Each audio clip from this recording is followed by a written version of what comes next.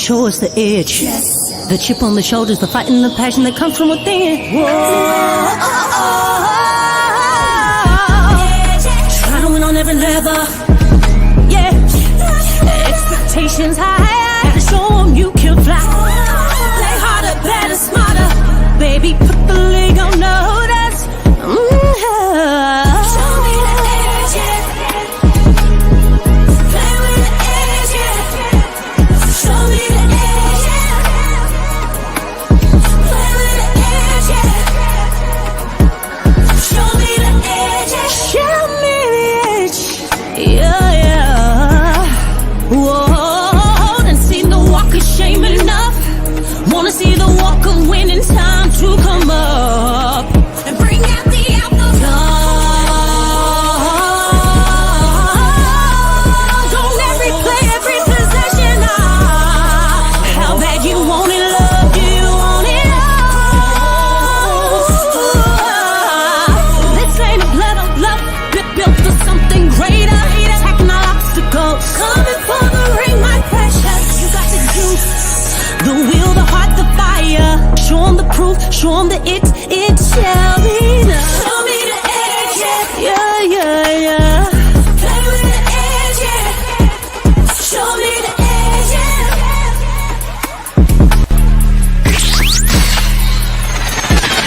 You're listening to the Pelicans postgame report on the PRO Media Network for all things Pelicans.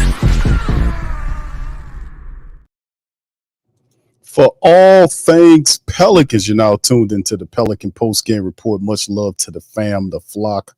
We up in this thing.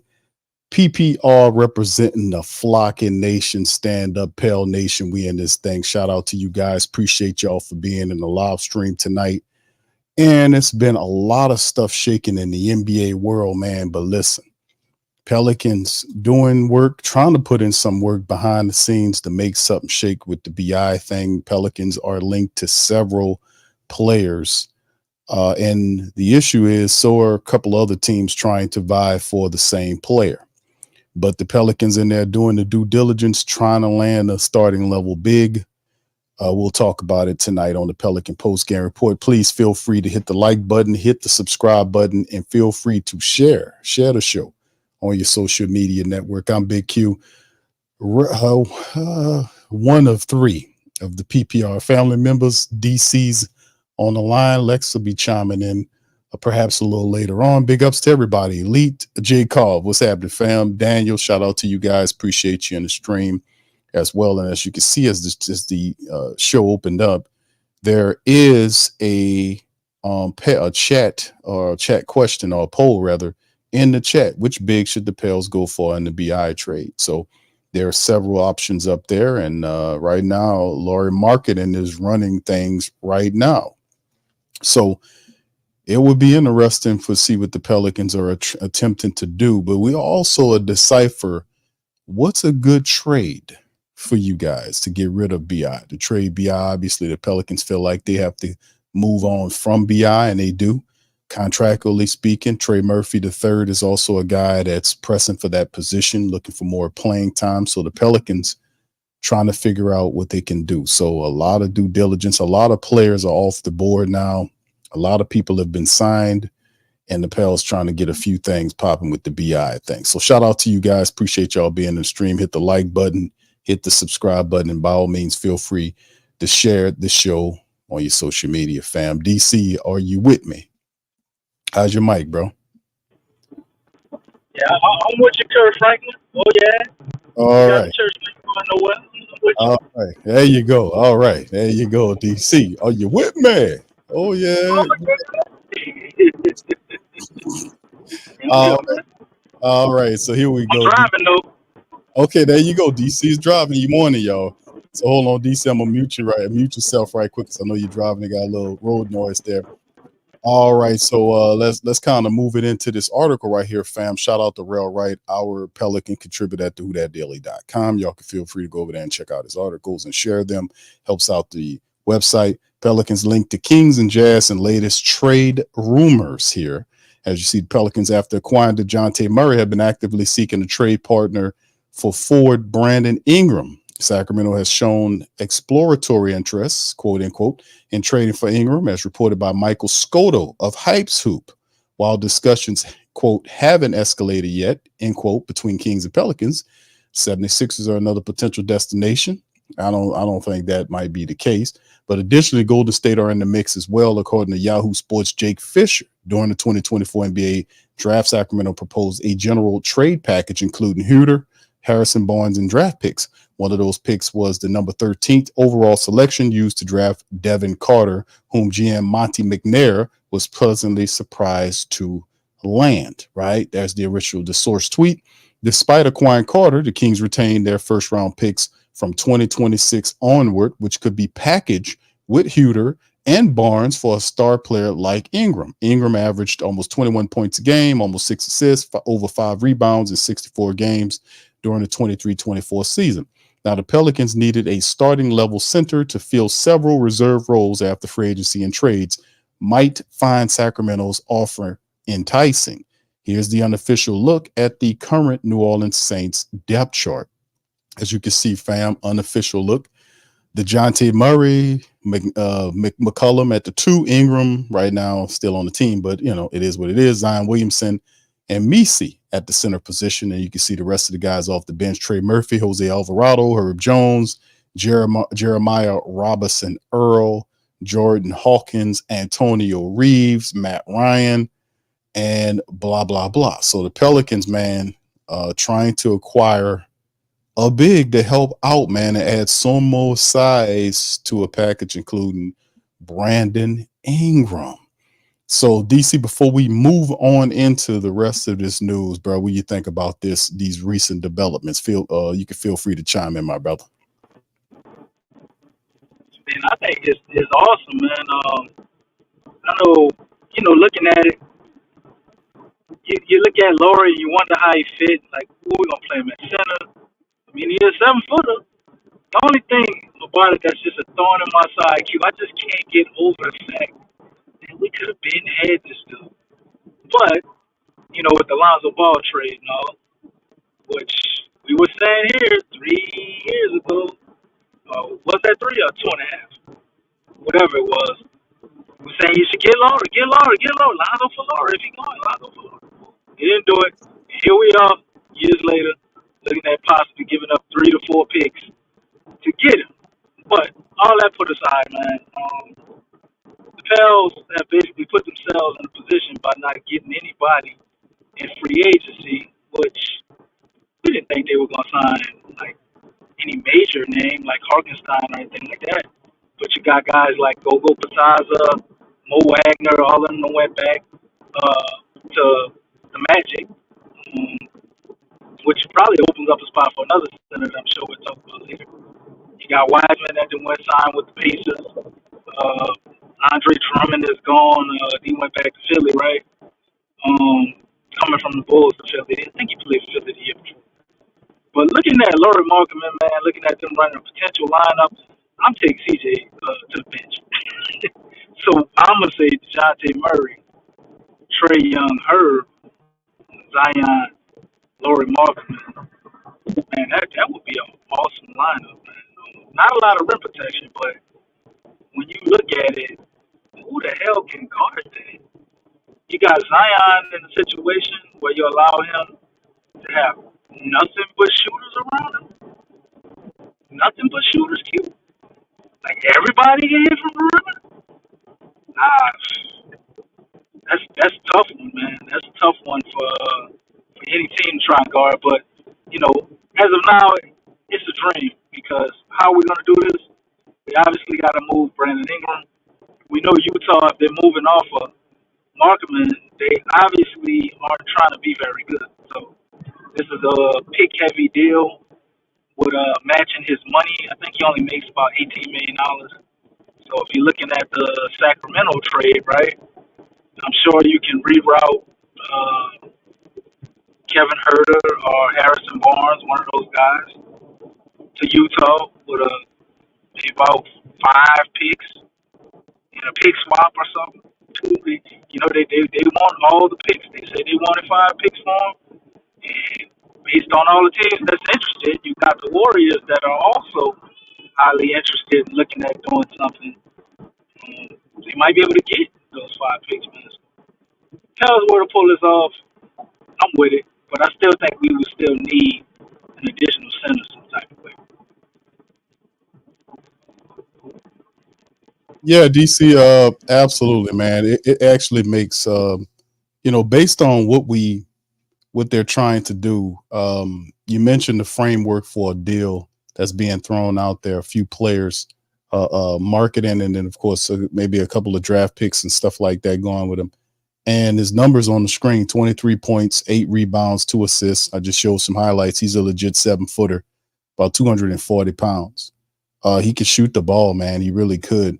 And it's not the ideal big, but based on current where the situation is, in terms of what the Pelicans are trying to do, it could. I mean, it definitely helps you at the 5, no doubt about it. And plus, you still have Misi, the athletic rim protector, to mix in with the marketing. He does shoot the 3-pointer. He gives you some versatility right there.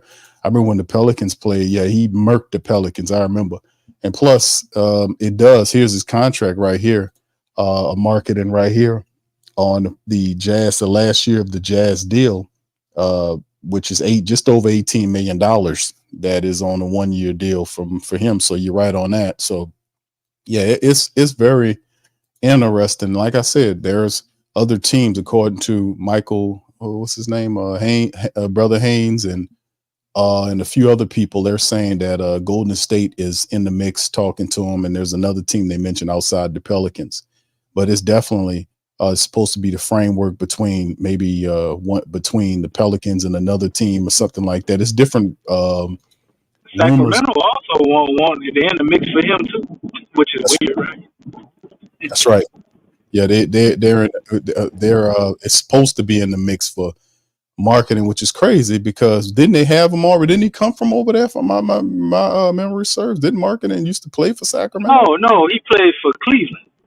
Cleveland, okay, there you go. He went from the Bulls to Cleveland and wound up in Utah some type of way. No, he went from the Bulls. Yeah, that's right. Bulls to Cleveland, or Cleveland to the Bulls. I don't know. I think he went from the Bulls to Cleveland, then to Utah, but not Sacramento.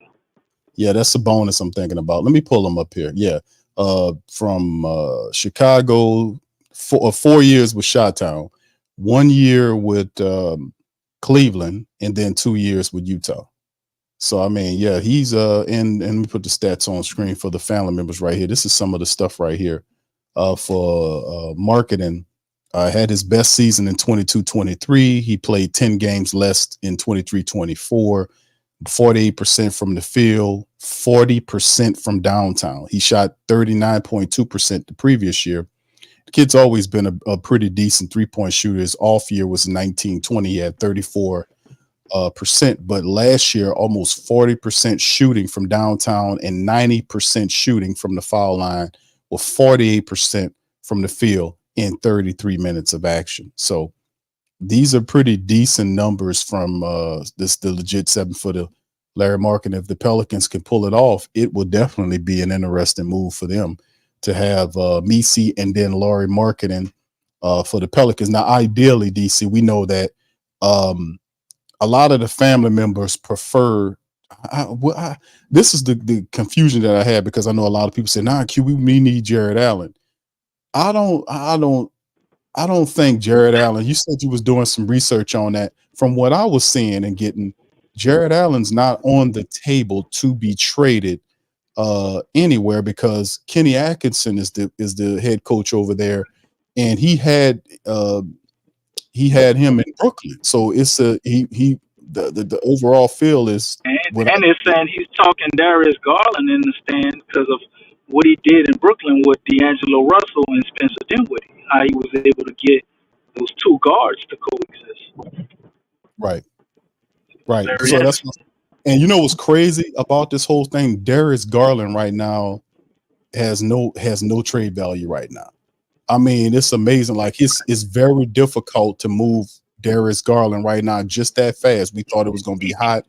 Now he's got that $200 million contract like B.I. wants. Yeah, he stuck with him, whether you won't like it or not. It happened. It fell very well for Cleveland. And then Spider gets his money. Darius got his money, and now the rumor is now. You talked about that, the research you did in terms of Jared Allen. What you came up with? Similar thing, man. But one thing I found a little weird is they talked about Atkinson wanting to keep him. Donovan Mitchell says he wants him to stay there. Cleveland said they're keeping their core together, right? This is what we've been hearing. But Right. when I heard a lot of the press conference in Cleveland, man, Atkinson spoke very highly of Mobley at the 5. So that it just kind of had me scratching my head a little bit. If they are trading him right, nobody tips their hands.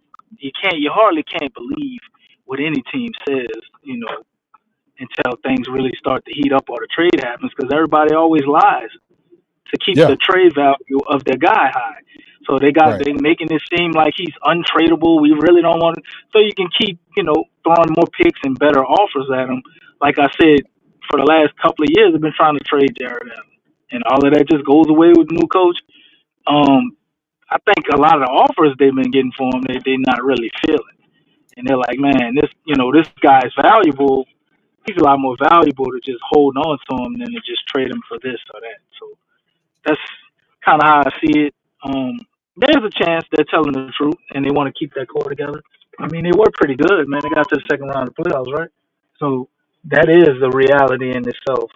But looking at guys like Lauri Markkanen and Wendell Carter Jr., I don't feel the need to over pursue Jared Allen or overpay for him, to be honest.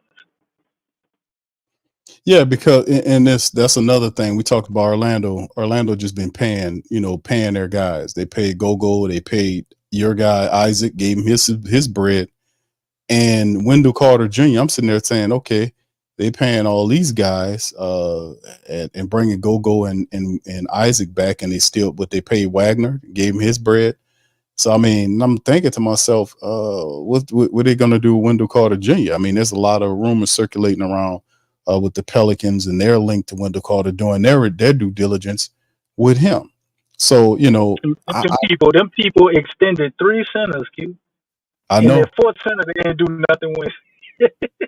Yeah, he on the outs. That'll tell you something. I don't know what it would tell you. Right. That's the thing. That's another potential guy, because 11-7 is what he gave last year. He's 6'10", 270 is his thing. Now DC, he got a decent game. I think he never played more than like 62 or 63 games in the season. Sometimes he's been having his little issues with injuries or whatnot. But Wendell Carter Jr. is definitely out there for whoever wants him. So I guess if the Pelicans shoot for Lauri Markkanen and they don't land him, then but it appears, and from what I'm researching here, it appears that Wendell Carter Jr. is closer to be acquired than, say, a Jared Allen. I mean, Orlando paid all of its big guys, and Wendell Carter Jr. is basically, even though he's under contract, it's like he's available. He's definitely available. So we have to see how this goes, because Orlando opened up their banks. They paid everybody, man. They paid Gogo, they paid Isaac, they paid the other guy. Man, the Orlando just paying every damn body. They gave Gary Harris money. They gave who else did they give money to? Everybody got paid. Orlando they did do Gary Harris too, right? I forgot about that. Gary Harris. Brought him back. Brought Gary Harris. Their big move was signing Caldwell Pope. That was their swing for the fences move. They got Caldwell Pope. Yeah, they got Caldwell Pope over there. They brought Gary Harris back. They gave I think they gave Wagner some bread. They gave Isaac some bread. They gave Gogo some bread, and they just spreading it all around, man. And Wendell Carter Jr. But like what I've been researching and seeing, Wendell Carter is more, I guess, more achievable is the term. To be gotten than, say, a Jared Allen, because like I said, Kenny Atkinson has basically got the core to stay together, and I think the Cleveland team's going to be good, man. They're hitting the ground running, like I like to say. But yeah, Wendell Carter Jr. is still an interesting piece too, man. Let me go over this article right here, DC, if you don't add anything with the Wendell Carter information. There's a NOLA Shout out to Christian Clark. Pelicans need a new starting center after Valanciunas exit, and he gives 4 options. So these are some of the options that Christian gives. Pelicans address one major area of need, point guard, by trading for Murray last week. The franchise focus now is on the center position. So hold on, let me kind of put that on screen for the family so y'all can see that as well. All right, so the franchise focus is now on the center spot. In a 3-day span, the Pelicans lost their 2 leading minute getters at the position from last season. Larry Nance Jr., a mobile big man Pelicans coach Willie Green liked to close games with, was included in the Murray trade. Then on Sunday, interior bruiser Valanciunas signed a 3-year deal with the Washington Wizards in free agency. Valanciunas' departure means the Pelicans will employ their 4th different starting center since 2019, when the team drafted Zion Williamson number 1 overall. And that's very interesting within its face, and a good piece of information that he dropped right there, man. 4th different starting center since Zion Williamson been here. 4th different one. Damn. You talking about Crazy, flat. man. That's crazy. That is not stability. That's every year. Different 3 center every year, basically, other than Big V, who had 2 years. 2 years. So it's like, okay, you had 3 coaches in 5 years and 4 centers in that same span of time. Well, that's just, the same span, 4 centers in 5 years. That's absolutely crazy. Anyway, here's some of the options right here for a Valanciunas replacement in his eyes. Jared Allen. Pelicans were interested in acquiring Allen before the trade deadline in February, and he remains one of the top targets. Allen has a track record of anchoring elite defenses, is 26 years old, would clearly be the most dangerous lob threat and best rim protector Williamson has shared the front court with, but right now there's skepticism the Cavs will part with him. They're not going to part with him, from what I'm researching, and Kenny Atkinson wants to keep those 4 guys together and look like he's going to get his way. We thought that Darius Garland was going to get on out, but there was no trade value for him with the fat contract, and a lot of these people already have set their team already. Oh man, it's just crazy how that happened, man. All right, but anyway, let's keep it going. Jared Allen plays. All right, they could definitely trade for value. ESPN insider Brian Windhurst said Tuesday, quote, but from what I understand, Kenny Atkinson does not want to trade Jared Allen. As of right now, I would like to go back to what Kobe Altman said on the record. I don't think they're trading him. And I would have to agree. I don't think they're going to trade. They're not going to trade him. They're not going to trade him. They want to keep the quarterback. Do you think Houston stands pat with their roster and they don't change anybody, though? They still need a wing, man. They're still very deficient on the wing department. But you went to Houston first, and when Houston turned you down for Sengun, the Pelicans went for Sengun. And then what was the latest information on both Green and Sengun, DC? What did Houston do in terms of those 2 guys? Didn't they? Well, they determined that they're not going to pay either one of them a max as of this year. So the way I see it, I think Houston is going to stand pat. They're going to let both of those guys play it out and decide over this next season which one they want to keep. Because they're not sure that they can play both of them together. They look like they don't know which one they want to move off of, because Green played very well at the end of last year, man. 30-point games, pretty regularly. So they don't know who they want to keep and who they don't. They can't pay both of those guys a max. You can only give one of them a max. So I think they're going to stand pat until they can decide which one that'll be, and then they'll probably trade the other. Okay, let's take early picks on this one here. I say the max goes to Sengun. Who do you have? I think that's a wise pick, Big Q, Sengun, but I can't count Green out, man. Green has a lot of talent. He's just very immature and a young guy. But Sengun is ready now, so that would be the right choice and the wise choice. But if you say Green, you're taking a little bit of a gamble, but I could see it. I could see them keeping Green too. Right, that's what I'm saying. A skill big. Those don't, you don't have a skill big. Those don't just fall down out of the sky. I mean, no disrespect to Green. Need to do skill wings, man, and that's what everybody wants. Jalen Green is a shooting guard that can play small forward probably too, and I mean he's kind of rare too.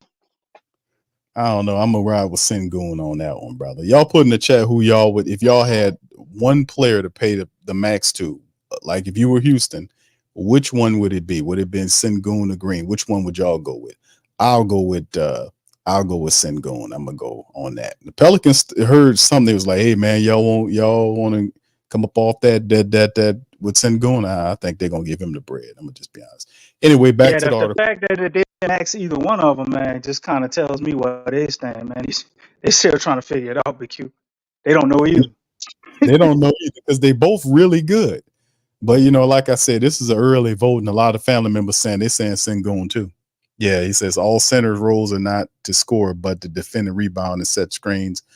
Jacob said it's true. Joker, Embiid, the only real centers. Everybody else is trash. Either fours at the fives. Yeah, my man One Smoke said Embiid would tear us alive, if we got Lauri. And you know what I like to say to that One Smoke?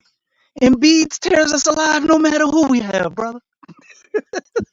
It's been constantly happening for the last 4 or 5 years. Jared Allen ain't changing that, player. You know what? To be honest with you, bro. Joel Embiid he beats up a lot of people, man. But first, he got to beat up the injury man first. That's the whole thing. If he can stay healthy, that's the major thing about Joel Embiid. He has to stay healthy and make his way through because they picked up some really good players. They got Paul George up there, and if the pressure's on for Philly to take it to the next level. Tyrese Maxey is a bona fide star, so they're looking good.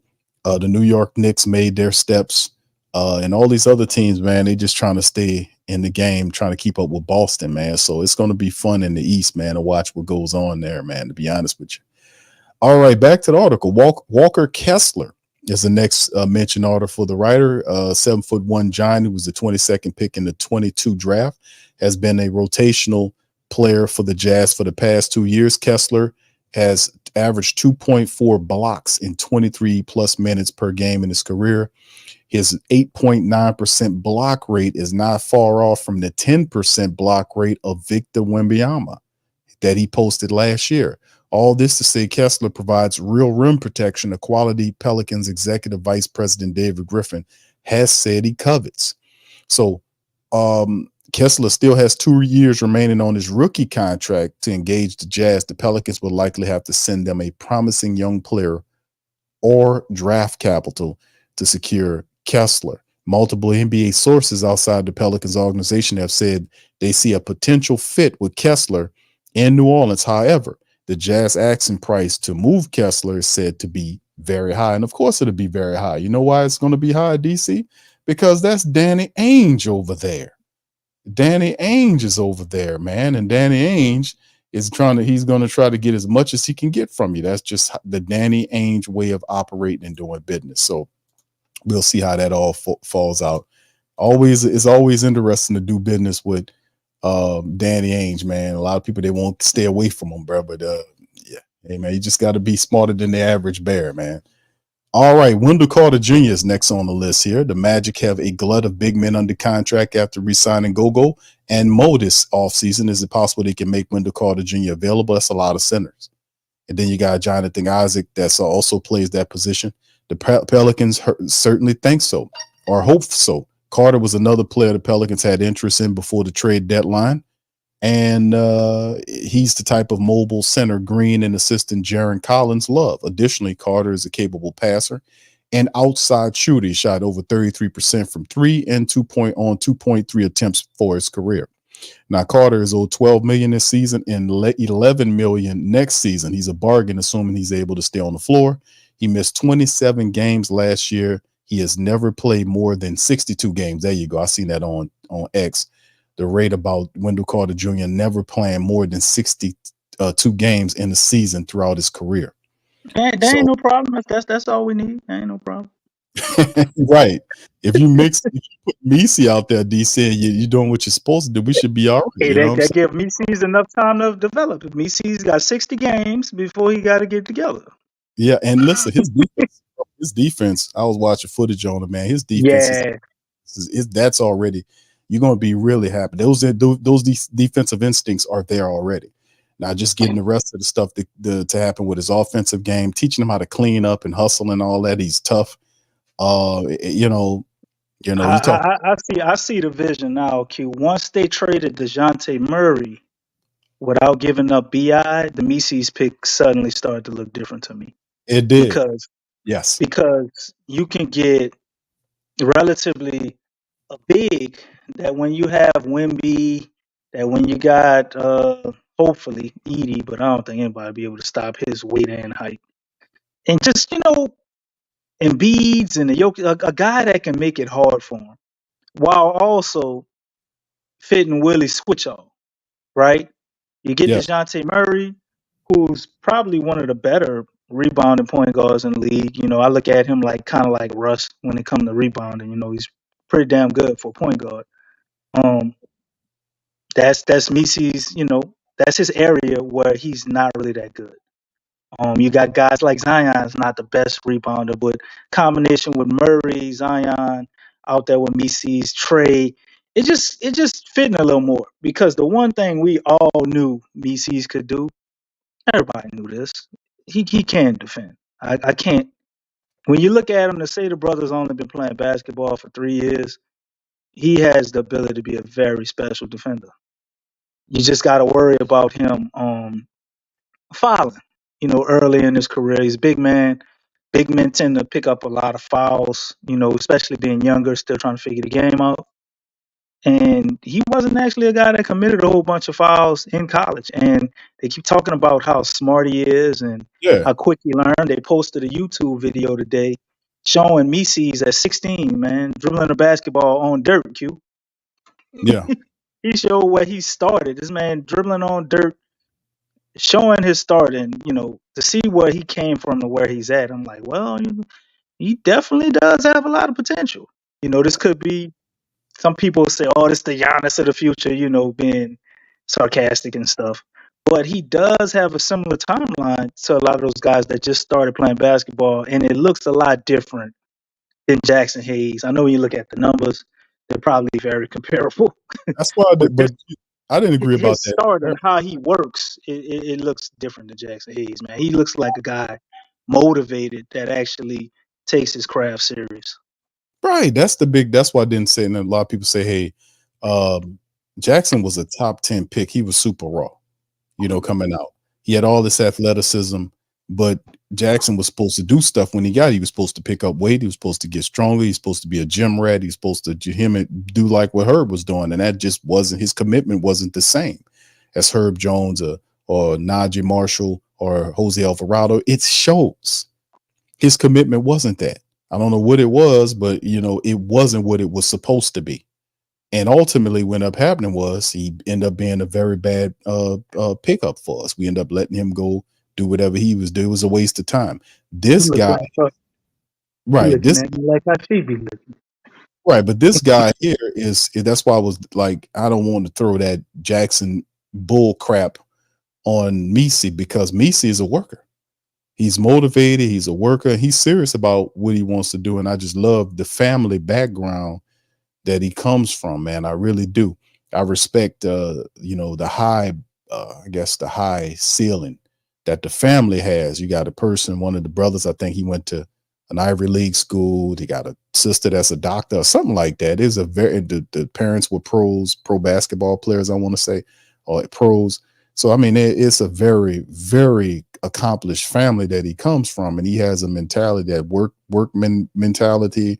One of the coaches, I've seen a video of the coaches saying, you don't have to tell him to keep, if he messes up, to keep doing the same stuff. He learns stuff very well. He adjusts fast, that type of stuff. That to me is why I was like, man, we ain't gonna sit up here and color this guy Jackson Hayes or whatever, man. This guy would come in here. He obviously look at, he was gonna work his ass off. Jackson Hayes, I don't know what he was doing. When he was doing down here, I remember when he went out to California, he was fighting them cops, but outside of that, man, listen, man, shit, leave Misi alone with that terrible Jackson Hayes. I heard Jackson Hayes used to be at Walgreens buying Swishers.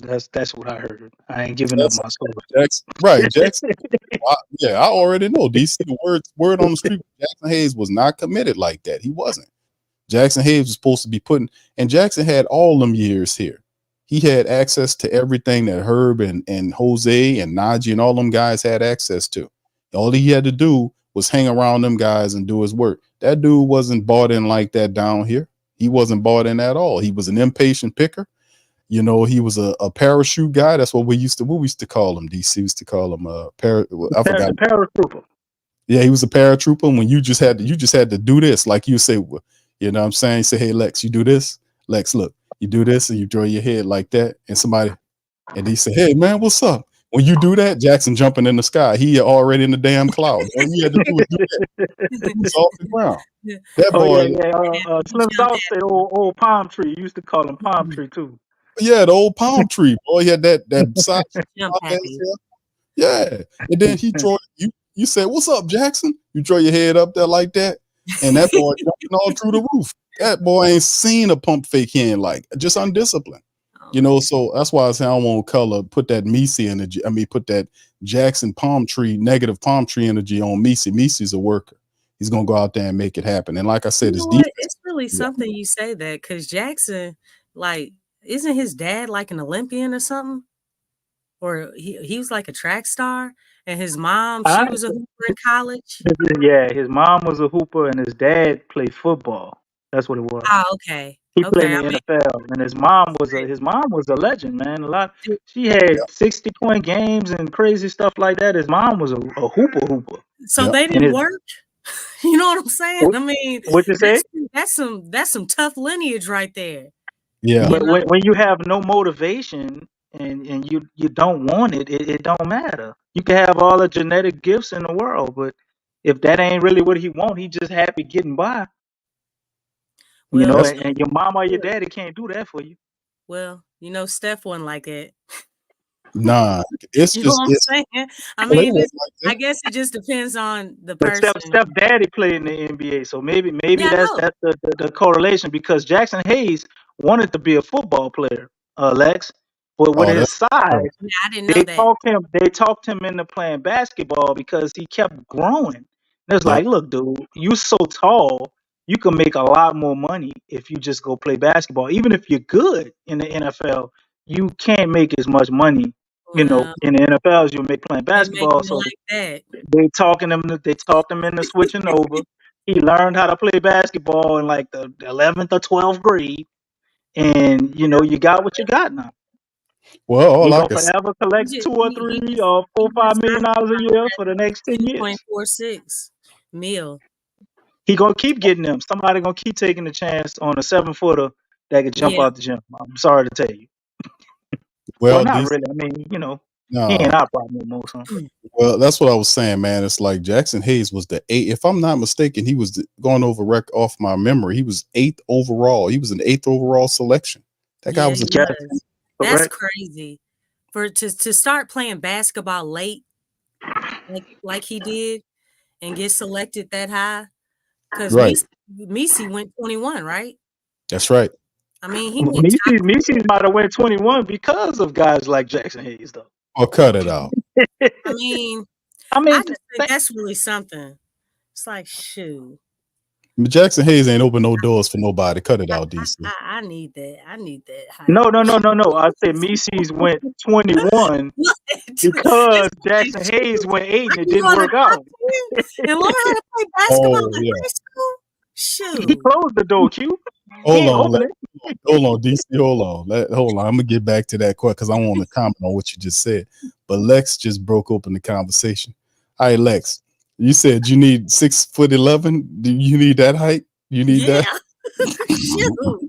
Look, Lexxah went down an inch on her requirements. If I can be like 6'11" and go in the top 10, and I just started playing basketball in high school, dog. Come on, man. I mean, that's the blueprint. What's the tallest woman in the WNBA? Is that what's her name? The woman that went to prison? What's her name? Who's the tallest? But Brittany Rand, not Brittany Rand. Why I got Brittany Rand? Brittany Grinder. Grinder. She the tallest lady in the league. What about Les Cambridge? I think he was tall too. I was talking about in the NBA, like you took me like for literally. I'm saying for any guy, 6'11", and you just started playing basketball in high school and you went top 10 in the draft, that is a straight up blueprint right there, man. Golly, that's a dream come true. You got to have the right circumstance for that to happen too. Lex. Yeah, you but I mean, still, I mean, you should have a good chance. If you already in that world, man, I mean, you really the probability is very high, is what I'm saying. Yeah, he had the right team behind him, though. He had the good people pushing him. They was giving him the right word and everything. They was talking all the stuff that you would want to hear if you was going to draft the guy with inside the top 10, and it just did not go as the Pelicans expected it to go. Jackson Hayes did not commit to being a quality big for the Pelicans. He really didn't. You know what? One thing I will say though, I don't feel like they were developing him very well either.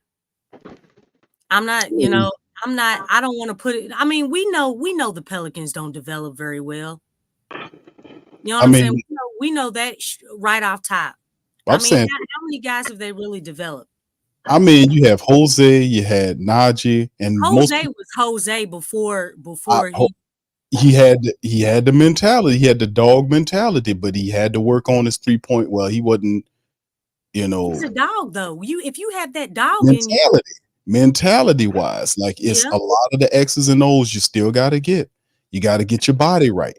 Those guys like Najee and Jose and Herb, who's a 2nd-round pick, those guys had to work on it. Like Herb's offensive game wasn't there. He worked his ass off to become a 3-and-D.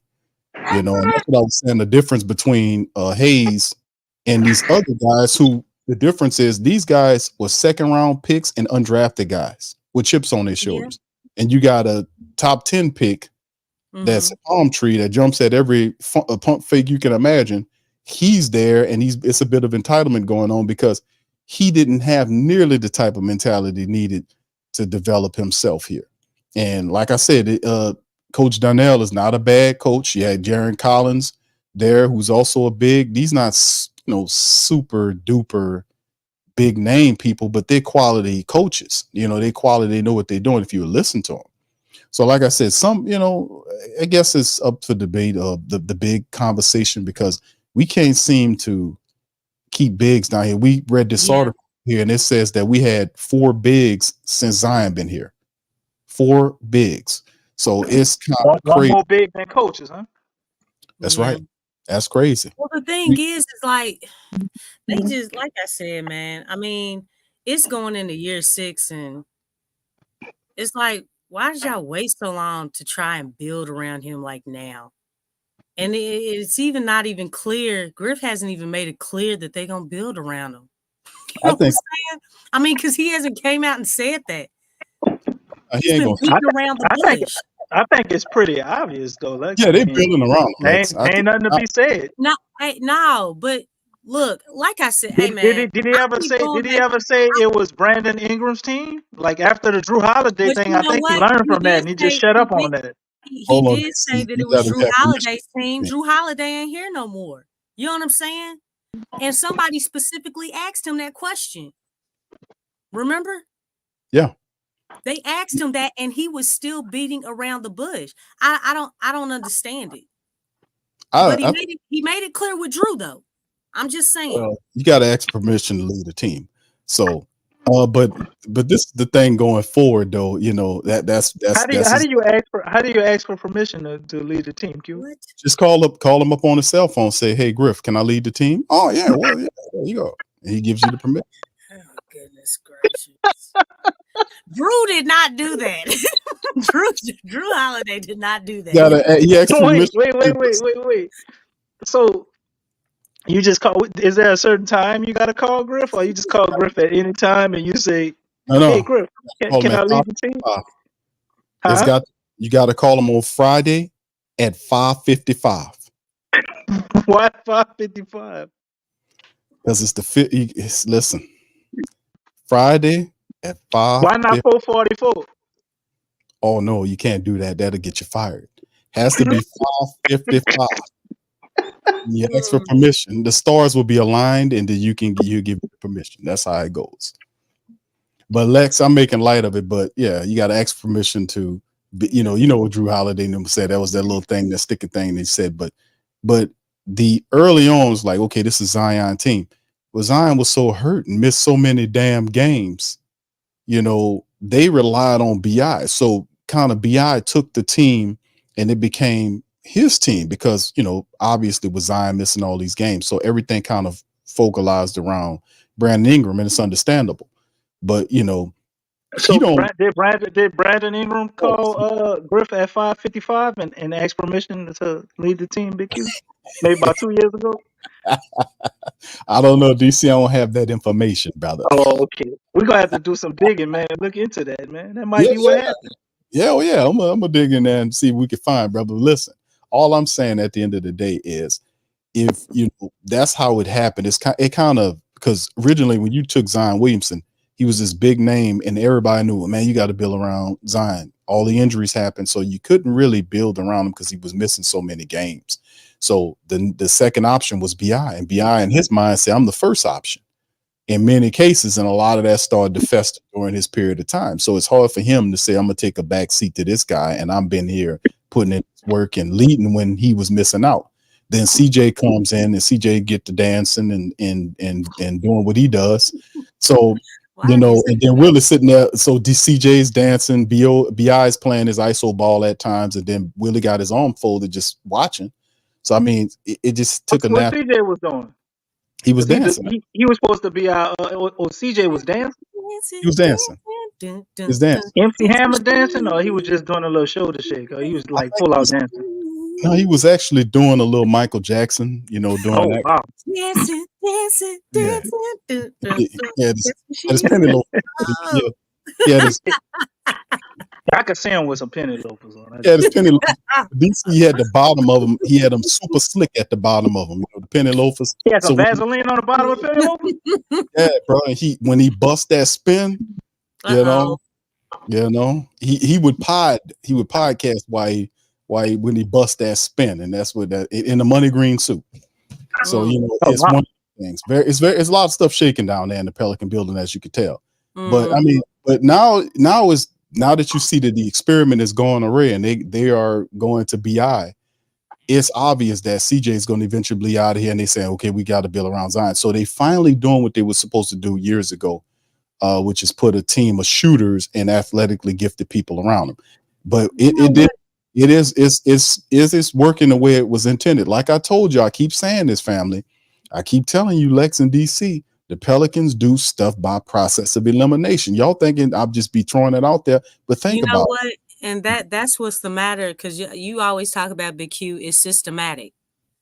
Oh yeah, you know what I'm saying because, and I keep saying this, when you look at the Sixers with Embiid and you look at the Warriors with Steph, they knew who their guy was.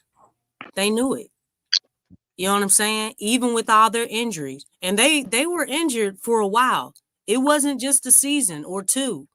It was more like between 4 and 5. Mm-hmm. You know what I'm saying? Yeah.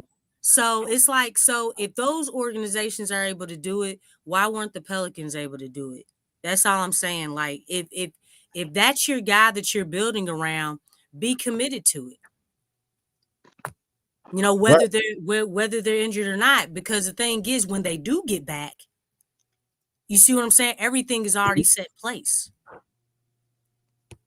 Right. Well, but you also got to stick to it too. You got to be able to stick to what's going on too. You know, you can see the penny loafers on right there busting that Michael Jackson. But one thing I do want to say, another thing, Big Q, is that it shouldn't have taken to the 5th season for you to get a physical therapist. Process of elimination. Organization. No, but I'm saying all the other organizations had physical therapists, right? And y'all waited till his 5th season to do that. That's crazy. And look how many games he played. I know he didn't play in the playoffs, but look how many games. Think about if they had a physical therapist.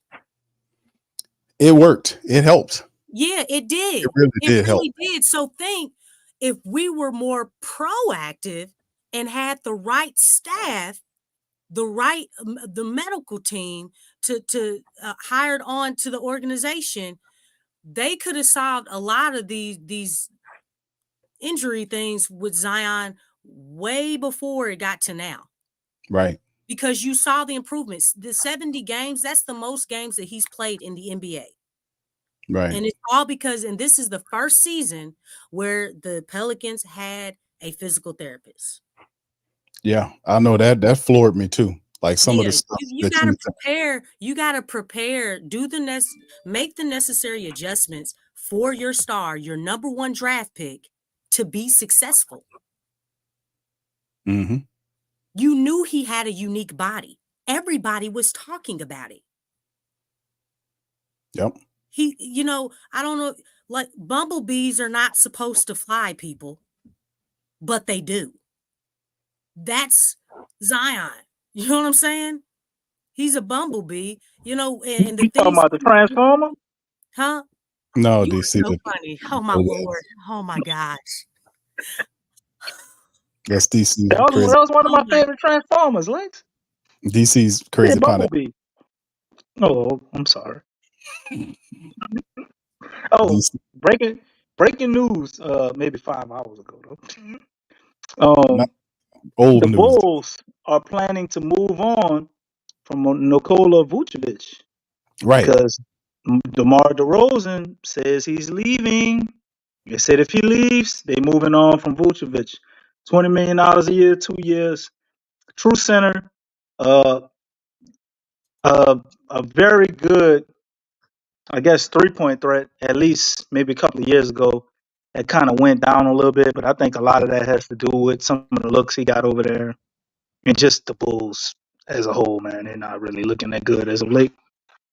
How do we feel about Vucevic? I think he would more or less be a consolation prize if we can't land any of these other guys. But we're going to have to get a center. $20 million a year don't sound that bad to me. You got to look at him. I mean, we know DeMar's supposed to be, he wants to go back. He wants to go to California.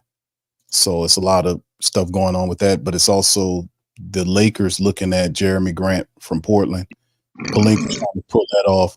But Vucevic is a skill big, 18 and 10 a night, 6'10", 260. Let me see what his 3-point stats is, because I know he can shoot the three. I just don't know how well he can shoot the three. 29%. Okay, that was down, boy. That was the worst year. God damn. Well, since 2020. How long has Vucevic been in the game, DC? Uh-oh, I got echo going on here. DC, turn your speaker off, bro. Yeah, I'm here. All right, so yeah, Vucevic shot 29% last year from the 3-point line. Prior year was 35% from the 3-point line, but he gives you 18 and 10 and a half. But yeah, it's a fallback option, no doubt. We talked about this before.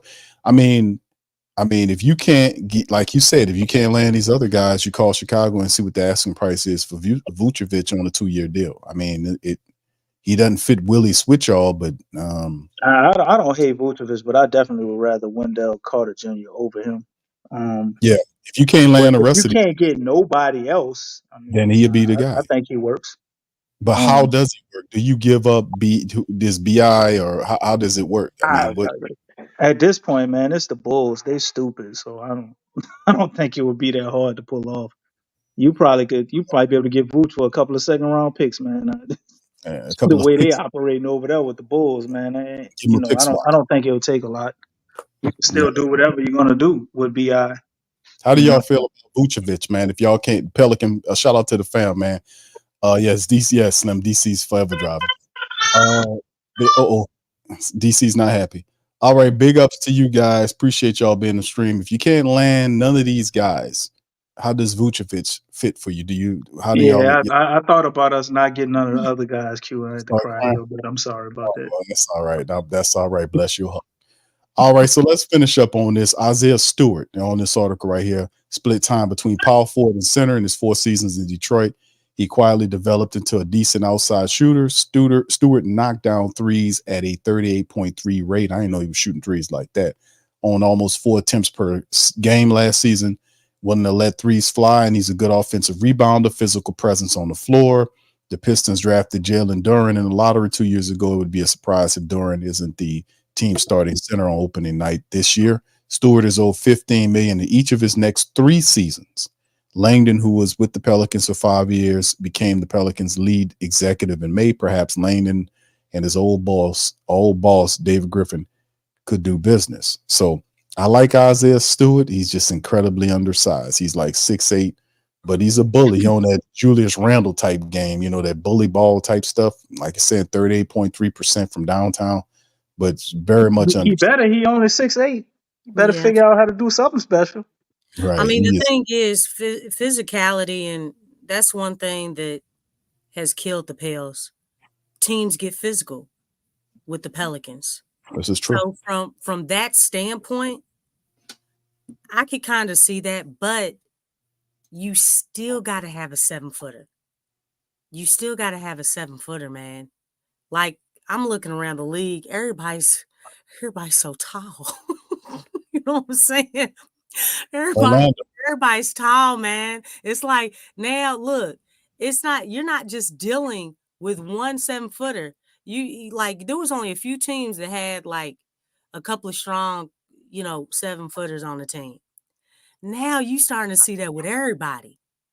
And you could maybe call that the Wemby effect, the Jokic effect, because that's how many guys it takes to, bigs to take to just throw bodies at them and things. But it's like everybody's doing that. I mean, we got to be able to match up well. I've been saying it for a while. We got to match up well. It's about matchups in the NBA. So, yes. I mean, I like his physicality, but man, you cannot teach you can't teach height. You can't teach 7 foot. Yeah, that's one part of his game because I watch Isaiah Stewart, and he's a brute underneath there, man. And then he helped improve upon his 3-point shot. I knew he was shooting the 3. I just didn't know he was shooting it at 38%. And I don't know if it would be a starter. Maybe we can acquire him as a bench guy. But then again, if you get a Lauri or a Wendell or one of these other guys, and then maybe we can acquire him as a guy off the bench. I mean, I would love to have him as a guy off the bench. His physicality, I would love that. That physicality is golden. Like, right. I don't know how many times everybody in the chat, how many times did you like how the Pelicans were getting bullied? Every time teams, and that was the blueprint. Teams I think Dallas was the first to really show that type of physicality.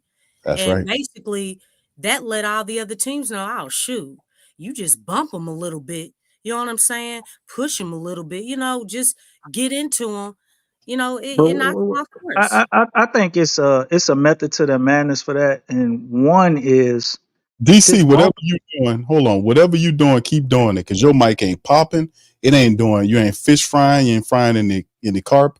I'm at a stop sign right now, bro. Whatever you're doing, keep that. You sound that sound. He was frying fish. His whole mic sound like he was on the road again. Frying pineapples. Lex always on the road. I got to rebuild a studio. When I get back in the studio, I get my mic. I get my real studio mic back up. I still got it. DC I'll be driving, man. I'll be driving. Basketball on the road again. Oh, that sounds good. Lex, you're going to have to record that for me. I have to play that while I'm driving. DC was drinking red stripes and every damn thing. This mic sounds terrific. Hey, I can't drink red stripes when you're driving. You can't. That's a DUI, bro. You're trying to get me in trouble now. Not in Jamaica. He had to laugh at that with himself. But go ahead, bro. Go ahead. No, I was saying I think it's a method to that madness, man. I don't think it's so much of just purely the physicality. I don't think we're that weak-minded where people just beat them up and that's what take them out of the game. We don't know how to get the referees on our side. So these teams, they get physical. They be fouling the hell out of us. They foul the hell out of us. We don't get the calls. We got 2 stars that don't sell to get the calls. So at a certain point, it just looks like they get frustrated with getting beat on and not getting the fouls. So I don't think it's necessarily like we can't handle like just regular physicality. But when you look at the Oklahoma OKC game, man, I mean, I went back and I looked at it, multiple times, Are you talking about in and the playoffs? they was fouling the hell out of them. But it's not just the playoffs, man. We're a team for whatever reason. I think it has to do with our age. You know what I'm saying? Also the What? style Are of you which sure? we play the game. I say some of it, not all of it, is age, Okay, Lex. because the But Thunder's like one of the youngest teams. Now I don't know about yeah, that. but they got the biggest foul merchant in the whole league on their team, and damn, I LG. can't remember his damn initials What right now. ain't Y'all it's know the what I'm talking about. Lakers? Oh, it's shot. SGA. Yeah, he gets the most fouls out of everybody in the league. Like, so I'm Yeah. just saying. I'm not saying he the only one, but Okay. that's a hell of a thing to have a guy that can get 10 to 12 fouls a game, and Yes. your players on his team. He can show you how to bait the referees. We don't have nobody like that, Yep. which would have been awesome if we could have got Trey, right? But I think that has a part to do with it, not just the physicality, but it's the fact that teams can beat up on us and we get frustrated and don't know how to counteract that to get the refs on our side. I I don't think it's mean, don't you necessarily watch them being film though? bigger and stronger type thing. It's more of a strategy that they work and it works out. They get away with things that they wouldn't get away with on other teams, and we don't know how to bring that to the referee's attention. I guess other than complaining about it and never getting texts about it, but just hey, ref, he fouled me. We just keep doing the same shit and nothing will happen. See, Isaiah Stewart would have punched somebody, Lex, but he's 6'8". You don't want him over here. No, I said one thing that I can appreciate is his physicality though. Okay, But okay. yeah. I mean, but if we did get him, we still need 7-footers. We got That Mises. He's 7 foot. Messi, how many years is he going to be a developmental project? Realistically, they say, you really can't put a year on projects, but I think it'd probably be this year. And I think next year Mises will be ready to go. From everything I looked at and Like, what we need from him, I think we Yeah. may be able to use him in spurts actually this year. Just maybe, yeah, I mean, I how think Willie we'll use does for the but first half of the season, you ain't gonna see him that much. but let me tell you something, because there's a lot of skilled bigs out here. Okay, a lot of skilled bigs. So yeah, he's not going to be able to do it himself. Because see, the thing is, they know how to hunt those fouls, and that's why I was saying that it could be one of those learning curves where he's going to be in a lot of foul trouble. Because when you look at guys like Jokic, Wemby, Giannis, Porzingis, guys like that, they know how to attract that type stuff. So it's got to be more than him. It's got to be more than him. I mean, just from an experience, because that's going to be a huge learning curve. Let me tell you, all the rookies go through it. All of them do. And the fact that he's big, we all know that he has to get stronger. One of the top two things that rookies always say that's very challenging in the NBA when they're coming to the NBA is that the speed of the game, the speed is faster and it's more physical. That's been consistent. It's those two things. It may switch, but they always say that those are the top two things. So between the physicality, they're going to get physical. They're going to see Messi and they're going to be like, oh, shoot. Oh, you barbecue chicken. You know what I'm saying? Be like, shoot, I'm about to get an M1. I'm about to go to the line. You know what I'm saying? They're going to Barbecue challenge him. chicken. Yeah. For real, they always do that. And it's not just him. Pineapple chicken. You That said don't sound good, Q. You say DC, some pineapple curry salmon or something? Now, that sounds good. DC started it. He said, "Big Q." What you said? Big Q. Barbecue. See, Well, you know what? We trying to eat healthy with the Pelicans. How about some That made you lose some weight, though, brother. It worked. how about some baked chicken? Some baked garlic chicken. How about that? Hey, Oh, you listen, trying to be healthy, huh? Yeah, I just said Who's baked that. garlic? I just said that, DC. DJ ain't listen. He ain't got his ears on. He driving. Yeah, Oh my I goodness. had my listening ears What off did for a you second. hear? I ain't Crazy. hear you say the healthy part. Yeah, I was saying like, yeah, let's. That's why I changed it from barbecue to baked chicken, baked garlic chicken. He ain't gonna eat that. Okay. People ain't gonna eat too much baked garlic chicken, no Lex. That's too healthy. I mean, for That's real, crazy, man. look, with some steamed broccoli. That's a once a week meal for most Americans, bro. That's a little too healthy. A little too healthy. Okay, what? Yeah, we tried to Too eat. bland, Lex. Maybe You gotta some change. cauliflower. Got to change the game, brother. We got to change it Yeah. up. Hey, I'm just saying, like, Rotisserie chicken. A rotisserie garlic chicken. There you go. That sounds pretty good. Okay. Yeah, my boys. Yeah. With some glaze. Oh man. I hear hungry up in the damn chat. All right, For real, Jared. right? Question. He says, "What do you guys think about Trey Murphy as a starting two guard? That would be pretty long defense." All right. Quick response. I think he could. I think he could pull it off, but Trey needs to, which I hope he's been working on at this offseason. He actually did a podcast with Paul George. I think we might be able to pull up a few clips, and show it. But self creation, far as creating his own shot, they asked him what he needed to improve on, and that's the first thing came out of his mouth. If he can get better at creating his own shot, we don't want him to be BI from the mid range, but just being able to create that mid range shot, create his own 3-point shots off the dribble, Mm-hmm. I definitely think he can be a damn good shooting guard. So yeah.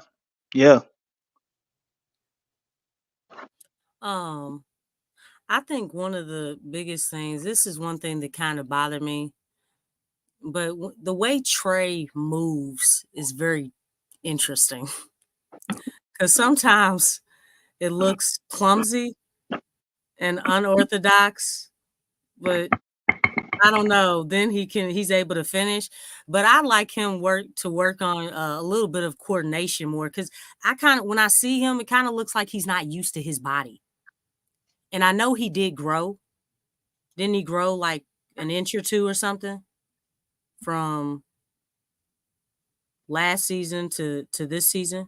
Yeah, he grew. He Isn't was that like true? originally. Yeah, he grew. What, when he first came out, he was what, like 6'8", He 6'9"? was I thought it about was like 6'9". 6'7", 6'8", and I think he grew to damn near 6'10". He's down to 6'10". Okay. So yeah, I don't Griff think said it's like watching a baby deer learn to walk and run for yeah, the first time. yeah, it is. But a lot of times when you just grow like that, in a short span of time, you kind of have to work on, getting used to your body, work Mm-hmm. on your coordination and different things. But I think that's kind of something that he should do, because sometimes when he moves, it's like, dude, that looked like it hurt. And he does finish at the basket, but it can just be a little bit better so, he doesn't end up hurting himself, so I think that's one of the things that he can work on. I think working on that will help him as far as with his shot creation, and then making 1, 2, maybe 3 dribbles and going into the jump shot. I think that's one thing. Like if he's being ran off the line, because a lot of times when he's ran off the line, he's going in for a layup or a dunk, and Mm-hmm. sometimes if they're running you off the line, KD does this a lot, taking that one dribble, that one big step, a nice strong dribble, and going up, Yes. or 2 dribbles. You know what I'm That's- saying? You don't always have to go, if you're not shooting the 3, you don't always have to go and attack the lane for a layup or a dunk. Sometimes if you just once they run you off the line and you create that space, 1 dribble and 2 dribbles can do that for you, and you've done your job. So I think that's another thing, something basic that he can learn. Yeah, that's good. That's good advice right there from you and DC for Trey, man. And yeah, he's still developing his game, man. But like, I see him much more than a 3-point shooter. I mean, he's dunking on people. He was doing that, and that's the next leg of development for Trey Murphy III. You know, so once Brandon Ingram's out of the way, he'll have all the time that he needs to kind of get his game together, man, and get to that next level because Trey's looking to get paid. So you want to see all that from that brother. All right, so shout out to y'all, man. Appreciate y'all being in the stream. Please feel free to hit the like button, hit the subscribe button. If you're not a subscriber, please feel free to chime in the chat. The poll is there. Which big would you prefer? We got 4 bigs up on the board. Y'all let us know which one that you prefer. We'll go over the poll before we cut the stream down. If you're listening via X. What about you got Jared? You got Jared Allen, Isaiah Stewart, No, Lauri Markkanen not up there. Q. Yeah, Lauri's up there. Oh, Lauri up there. Wendell Carter Jr. Lauri's up there. Lauri's the first dude. Matter of fact, he's the one leading the poll right now. Okay. It's Lauri, Wendell Carter, Jared Allen, and Walker Kessler. Oh, Walker Kessler. So no Isaiah Stewart. Okay, gotcha. Right. Yeah. I mean, if we get Markkanen, I mean, realistically, wouldn't we be able to pull in Kessler with him? Or at the very least, we can get Lexxah's favorite. Don't they got John Collins over there? Okay. Don't. I don't think Collins is due. You might be able to get my both. name down, man. No, I'm saying if you can't get Kessler, right? You got Larry with intentions of him possibly, being your center. Like, you still need another solid starting center, in my opinion. Like, you can't run that lineup all the time. Like, or let's say you can start them all the time, but you might have to go away from that for certain matchups. So, well, I mean, you try and get Kessler, but if you can't, like, you still need another center. We still talking Danny Ainge right here, and you trying to get Lauri Markkanen and Walker Kessler from Danny Ainge is. Well, how are we gonna get another center? We need another center. We just sign whatever's left. We go get Daniel Tice. Darko Saric was out there, but I'm hearing that Philly is looking at signing him. He's been playing good overseas, so Philly about to pick him up. Right. There ain't a lot of centers left in free agency that I would consider a starter. We have Cody Zeller as a don't break the glass player again. I mean, what do? We need another big just in case this exotic lineup doesn't work in certain games or against certain matchups. Go ahead, Lex. Oh, I was just saying names are being crossed off the board. Yeah. Oh, I forgot. My bad. DJ got the answer. Aggressive. And you sitting up in here talking. Look, the only move the Pelicans made was getting Dejounte, and that's it. Stacy says Nick Richards. Who's hearing about Nick Richards being on a trade block, though? I mean, Nick Richards ain't bad, $5 million, but are they trying to get rid of him? I haven't seen Charlotte do anything to suggest that they just trying to get rid of quality players. I haven't heard anything on Nick Richards. I mean, they went got Green, the two-way guy from Dallas. They trying to put together their team. Nick Richards is, they big guy backup. Your backup big, yeah. Right. So I don't. Is Charlotte? I don't hear his name in any trade talks. I mean, I'm all for getting Nick Richards. I mean, you could return him back to where he belongs because we drafted him. Yeah, they say. Well, actually, to Stacy's point, HoopsHype has something about that. They're saying that the Knicks are eyeing Walker Kessler and Nick Richards on the trade market. So it might be something to Nick Richards. I'm with it, man. Nick Richards is solid, man. I'm with it. He's starting caliber center. That might be it. All right. Thank you, Stacy, for that, because I was not aware that Nick Richards was on the trade block. I thought they were happy. Me neither. Maybe it's just rumors that's unfounded, but I say the Lauri thing is exciting. You go for it, but if you can't get Lauri, man, I'm pedal to the metal. Wendell Carter Jr. some type of way. We're getting rid of Bi. Make that trade or whatever. Maybe we still bring some picks back after we get him because I don't think that's a fair trade to trade him straight up. Orlando don't have a salary cap, so it's got to be a third team. But we I can't think pull off the Lauri thing. I say you get Lauri and figure it out if we can pull it off without DC. like I think killing our future. I think Nick Richards might be the guy for us. Oh, He may Nick Richards, no doubt. If he's available, well I he's think that's good. he averaged 10 points a game, 8 Oh, we don't rebounds. have a 2025 first to give him, no Stacy. He's 7 feet tall, 245. We drafted this guy Yeah. for them. We drafted Nick Richards. The Pelicans did. And DC, he's from guess what country he's from? Where he from? Where he from? DC. He's from Jamaica. Oh wow, Jamaica. that's interesting. I didn't know that. I didn't know that. Very interesting, huh, DC? Yeah, man, and now I understand why he's a center, bro. He was the famous island coconut go getter. He just lift his big old hands up there and pull coconuts down for everybody. Oh, that fell real flat, DC. Yeah, it really was. You could like wah wah wah. Yeah, that fell flat. What the hell is that? I can't even make out that emoji. What that was? DC, that was flat, brother. That was Yeah, I mean, you could have. You just could have thought of something. Boy, y'all bringing up the Jamaican talk. I have to try to give y'all something to go off of. That was awful. No, it was. You could have did better than that, man. Yeah, that was whack. I didn't really care. Game up, dog. Yeah, that was terrible. You killed everything on. You killed the vibe on that piece. Well, let's move on. Job well done. Let's move on. Let's not harp on this joke. Let's just move on. Yeah, now we can get off of Jamaica. Point taken. Good job, DC. That was my intentions. Why didn't you read it? I doubt it.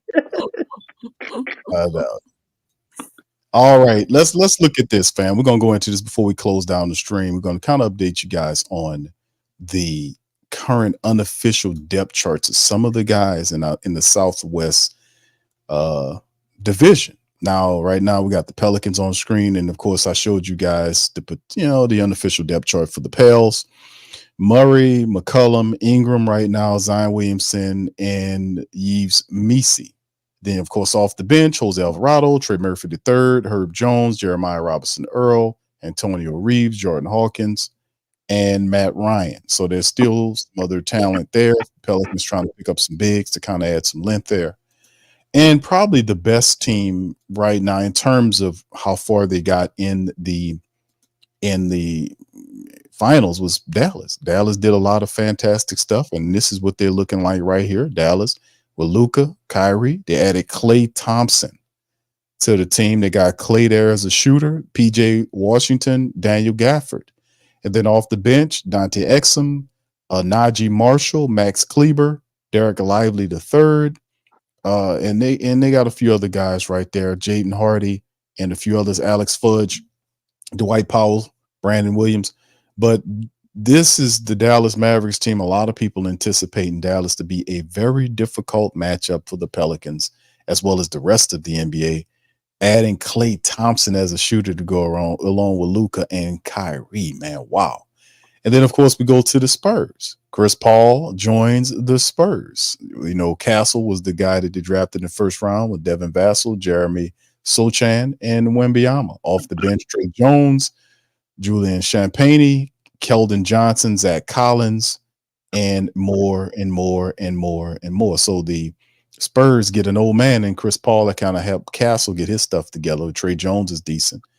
And they still have some talent there in San Antonio. Perhaps if they could stay healthy, they could probably cause some problems. Remember, they did beat the Pelicans on the back end of the season. We needed that game.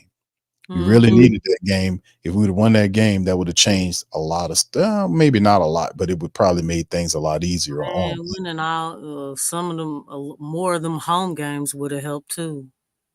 Indeed. And then, of course, the Houston Rockets, the last team in the Southwest But Fred, they did a lot, huh? Didn't what? Houston? Psh, I Fred mean, Van. well, they started to turn it on a little bit more towards the end, but Alpha Shingun, he wasn't in the mix because he got hurt. But I think they just need reps together. But I'm thinking they gonna be nice. It's another year of cohesion. They got 1 year of cohesion together. Yeah, because they really didn't do too much. Steven Adams is there, and then of course it's about Aaron Holiday and that, but pretty much the same team redeveloped with that coach down there. So I mean, it's going to be Southwest. Like I said, man, we've been talking about the Southwest is going to be a difficult division to play in, especially with Dallas there and what they're doing there. So the Pelicans still have some work to do to kind of clean up. Somebody, Big Q. The Grizzlies. Oh, I forgot the damn Grizzlies. Good Lord. They got Zach Edey. Yeah, that's right. I forgot Triple J. Got the damn Grizzlies. Yeah, Hold on. we still got a year on the Grizzlies, in my opinion. I think they're gonna be good as they were. No, I think they're gonna be good as they were. DC. But wait, I'm not finished talking before I say my year. Well, let me do this. I'm gonna give you Let me just kind of run the depth chart down that you can start tap dancing around. All right, so here you go. Ja Morant. All right, you and your new wobbly gibberish. All right, go ahead. Marcus Smart, Desmond Bain, Jaren Jackson Jr., Zach Edey, Derrick Rose, Gigi Jackson, Vince Williams Jr., Scottie Pippen Jr. is there, Conchar, and a bunch of other. Brandon Clark, Trey Jemison is there as well.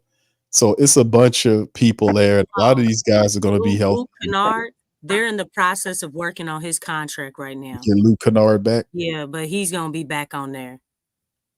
Yeah, this is going to be fun, man. Watching all this go down, man. Okay. So, back to you, brother. Go ahead. And Memphis, to me, they put themselves in position to be where they were a year ago. So yeah, they'll be good. But everybody else, in our division, except for Houston, has gotten better. We're better, So, and that's funny, Lex. Damn, we didn't get better. I mean, we still don't have a center, but we're better. Exactly. We get better. This is being optimistic. That's what he's doing. Oh, Lord. I mean, we got BI to work out a trade with. I'm pretty sure we'll be able to get a reasonable center, regardless of what they do. But I mean, Zach Edey is a rookie. That's why I'm saying, to me, they're like a year away. He's still got to figure out the NBA. Okay. It's the same thing with Wemby. Like, now the second half of the season, when he start to get, the ground up under him, yeah, that's when it start getting a little dangerous looking at Memphis. But everybody else has gotten better. Dallas has gotten better. We got better.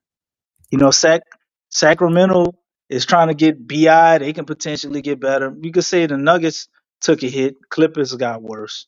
Timberwolves are still there. The Warriors got worse. But all the younger teams, you got OKC. I don't think Memphis just comes out and they jump back up to 1 or 2 just like that, man. It's a different Western Conference at this point right now, and it's a difference even in that division. San Antonio got Chris Paul and Castle over there. That's not the same San Antonio team. I think you could say maybe San Antonio could be better than Memphis this year. Maybe not, but all that, man. Nah, but I'm just saying the conference that we're in, it's not the same, man. It's better. Even the Houston Rockets, they didn't get better on paper, but they played a lot better at the end of the year. Like it ain't an easy out for nobody. So I don't see Memphis just taking off and dominating the way they did. I think they're as good as they were a year ago, but everybody else has gotten better. So where does that put that same Memphis team in the mix with everybody else? They probably make the playoffs, but I'm not saying they're not. I'm not scared of Memphis. Like no, you still got all these other teams to worry about, man. I'm scared of shit. I'm scared of the West. Like what you talking about? Nobody's scared. Shit, we got a lot out here. Yeah, I But know. But the thing depending on is, who you we can't. pull off in this Hey, trade, the that thing is, might hey call my man, fears. Like I might not be these are scared at all. grown men. Y'all better not be scared. DC been These are downplaying professionals. Memphis What for a they long scared time, man. for? I done seen a lot of stuff happen out here on the road. Like you got to have a healthy amount of fear. Okay, what roadkill? I done seen people get killed on the road. Yeah, I'm talking about like animals, like I'm talking about the NBA. skunk I done seen and people get killed on the raccoons. road. Okay,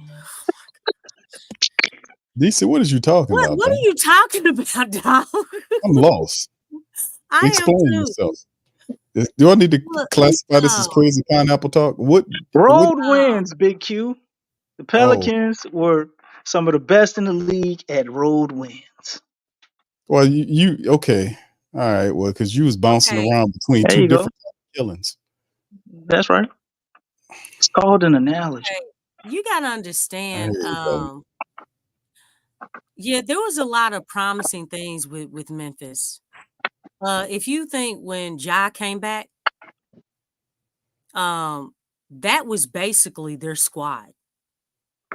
Couldn't stop They, him. yeah, and Mm-hmm. they came back being down double digits, like within a week. Yeah, they Okay, was running it till y'all hurt. and they showed like they have. I'm telling you, they have not lost a beat, and now you're adding a player Well, like Zach Edey. Hold I on, look at DC. it. I look at it a little different. No, Hold on, They listen choked though. the Listen Pelicans though. choked that game. DC. Hold on. Let her finish. No, Thought. no, Let her no, finish her thought. no. Remember, that's the game where your coach, Willie Green, when he wanted to take out Zion was guarding Triple J. Remember that? And who did he put in to guard Triple J? He put in Dyson Daniels. Remember that? That's that game. Okay? Like, dude, like, look, the commentators were like, they took out Zion to put that dude on him. They went straight back down to him. They hadn't even played a whole lot together. Like, let me tell you, like, Memphis has a style that they stick with. They know who they are. They're very disciplined, and not only that, you didn't compensate for the one thing that they have that the Pelicans don't. They have a coach. That dude can coach. He can coach, man. Like, they know exactly. They the grindhouse. Man, Memphis, they grind. They've always grinded since Zach Randolph. That's their identity. They know who they are. Man, Ja just got back that game. Y'all remember this? They I look remember. like a totally different They look team. different when he's there. That's no Why? doubt about it. Because Ja Morant was back and everybody fell into place. Everybody fell back into their normal positions, right? Yep. They were totally, they weren't that below 500 team that we saw. You can't look at their record. Look at them when they play. They were not playing the same. Then Ja had the shoulder thing. He was out for the rest of the season. Bane, he went down. Marcus Smart, he went down. You had GG Jackson and the other guy, they stepped in. And let me tell you something. When the starters get back and then you add GG Jackson and that other dude, I forget his Vince name, Williams. I'm sorry. Vince Yeah, Williams. Yeah, he played his ass they off. are going to be mean. They're going to be mean. Because they already know what their identity is. Guys just went down. I think you downplaying. I think you downplaying them a little bit. You're not hearing me though. Like I'm No, not I am hearing you. downplaying Memphis. He No, you're always not. I'm telling downplays you. Memphis. Like No, they are I'm actually. grimy. They're I a said grimy team. I said what was the year before last, man? I can't call Memphis our little brothers no more. They didn't embarrassed us with Zion and Bi, and I was all for that. I gave them their respect. What I'm saying, far as Memphis will be good. I'm not saying like you making it sound like they not a threat. I'm not saying that. I'm looking at the landscape of the West. Yeah, Is Memphis more a problem than the OKC Thunder? I don't think so. You they're know, gonna be in the mix though. nah, See, they're they gonna be. got I in said the they're mix gonna be in the last. mix. I said they're gonna make the playoffs. Yeah, They're gonna make the playoffs. I'm just saying. I look at Memphis as what they were wow, and what we've known them to that's a be good a point, year Stacey. ago, right? But everybody else was able to get better. So they're not gonna be the same team that went number 2 in the West. That's all I'm They saying. Memphis they got Memphis better. is a legitimate threat. But I watched us play the Memphis Grizzlies with Ja coming back those games. And like you said, Willie Green put dice in for whatever reason. Yeah, And we choked away. You could yeah. say both of That's them, but one I of the got to 0 give and them credit for 27. one of them. We should have at least been 1-1. We definitely was supposed to beat them, Yeah, especially the that, game when Ja Yeah, hit that game winner. We and you choked. know what? Both So it games wasn't they like they got were good. that much better than us. We fumbled it away the same way we did with But a you know whole what? bunch of That other makes them games. better. What's the definition of better? What do you see as better? Because I'm looking at everything. I'm looking at the coaching too. Because that was a no for real. Isn't that a hold on, part of man. it? Isn't Hold that a on. part of it? The coaches would go ahead, DC. I would say it like this, Lex. So every time you see a team lose, you always feel like the better team won. Could they have been the better team that night? Or are they overall a better team than you? Because I look DC, at it that way. DC, it Sometimes you have wasn't a team just that's a against better Memphis, team, man. but It they were Hold wasn't just mismanaged. against Memphis. Oh, and what? That wasn't 0 and all 0 and Memphis. 27. Okay, That's why I put a number big ones emphasis on received? point guard. Lex, How point guard, many having number a point guard changes. But we didn't It have that. changes that. You only go by what's on your roster. You don't We have got a that. point guard now. Just like when we got a physical therapist, Bi and Zion Okay, miraculously but you're played the most asking, games they ever played in Pelicans you're uniform. asking who's Well, better. Like Zion, not Bi. the thing on. is, man, we've named all this season, all last season, the problems that the Pelicans have. We don't even have to include any opponent team. Take your pick. The turnovers, the energy, the ball movement. You know what I'm saying? Like understanding mismatches. Take your pick. Those were problems that the Pelicans have had. Not hitting from the charity stripe. These are problems that the Pelicans had all season. And you know what? A lot of those problems were not addressed. You know why? Because you started to see those things. Being able to perform at a high level under pressure in the clutch. That was consistent. That wasn't just against Memphis. I know, Lex. But I mean, you I'm don't just think saying, so? Let me ask you this: you don't think getting Dejounte Murray was still having the potential of trading Brandon Ingram to yield you another very good player? we Can don't know put that you or the team as constructed right now. Let's say we just sign a center. yet. We Okay. just sign because they have to sign a center, right? There's a lot of unknown, DC. Wait, hold up. We Okay. Bi is still on the team and everything. The team as constructed right now, they get a bum off the street to play center, just somebody competent enough to know the plays, set screens, get a Okay. few rebounds. You still don't They're think gonna be that? fouled out before the second quarter. Well, we get two bums then. We get Get two. Cody, get Cody Zeller. We I get two mean, of them. look, Let's say we DC, crack. We what Yeah, sign. is we get Cody Zeller. Is Cody Let's say Zeller good enough to not foul out? look, You what don't I'm think saying, with the addition of Dejounte Murray to help mitigate some of Willie's issues? The reason I'm so hard or heavy on the point guard because the point guard is similar to a quarterback a lot of times. Or you could say you're a superstar because yeah, they can do the I same thing too. agree. If I get people in their sets get them in places where they're comfortable. Does that not give us an identity? If I'm very good at that, does that not give us an identity or a way of playing or play style? There's more to it than that. There's more to it than that.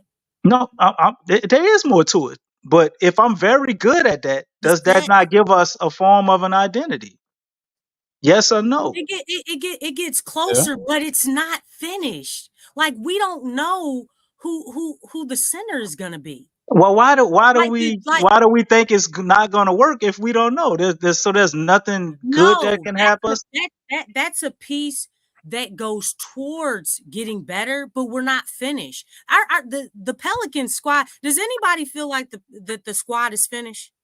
Y'all feel like this is all set? It's not, but they man, if this was a race right now, we got 2 feet out front of finishing this and being very good. They're in a very good position to finish strong without even having to run full speed. You know, I don't know, because names are being crossed off the board, man. What names? What are you talking about? Huh? What names? Okay. She like looks Wiseman, right? Andre Drummond, like who's crossed off the board? The guys looking I'm saying names are being crossed, like guys are getting signed. They're going to other teams. There's still guys. There's a lot of bigs that are being signed. Are we not? We're gonna build our team through a trade, though, Lex. We're not worried about signing free agents. We never were. Right. We're gonna do it through a trade. So it's like I don't see any name that's been crossed off the board that's like, oh man, the Pels got to hurt. They still you got Kessler, you got Wendell Carter Jr., you got Lauri they're talking about. You got whether Jared Allen can still, be or not. Now you got Vucevic popping up out there. You got Mitchell Robinson. There's a bunch of centers. I'm not saying I want some of these guys I'm naming, but there's a bunch of people out there that you still can get for your trade. Right. Yeah. So it's nothing to it ain't no panic. Oh my God, they gotta hurry up. They don't. They can take their time and slow walk this. Move, man. They really can. They really can. It ain't no big secret. It don't have to be, but nobody knows who we're gonna get. It's not a big secret. We need to make a move. So the thing is to say that, like, we have gotten better. We've gotten a better piece on the team, right? But everything is not completed yet. No, it's not completed. No, you're right about that. To say that we're better than the Grizzlies, like as of right now. I can't say we worse though either. I don't know. Okay, I can say. If I can't say we're better, we're not better because we're not right complete. now. I can't say we worse because we're not complete. Correct. You know how long? Like they've actually played their core, which is Ja and Triple J. They've been together like. I think Lex is speaking since Lex, you're speaking about philosophy and identity. That's what you're saying. That they have the players to fit the identity. Is that what you're saying? Where they just have to be healthy and they hit the floor running. Is that what you're saying? I mean, yeah, they had a down year. They definitely can get out to a better start. They can get out to a better start. They only had one starter, and then Triple J ended up going down. So all their starters were out. I can give you that. They definitely can get out to a better start. All of their starters were out. You know what? That speaks to it. When they played against the Pelicans, man, basically their team was back. They were actually back when they played the Pelicans, and they did not look like the below 500 team. All those games that they lost, they didn't look like that type of team. They looked like a totally different team. And that's all I'm saying. It makes a difference when you have all your guys, like all their starters were out for basically the second half of the season.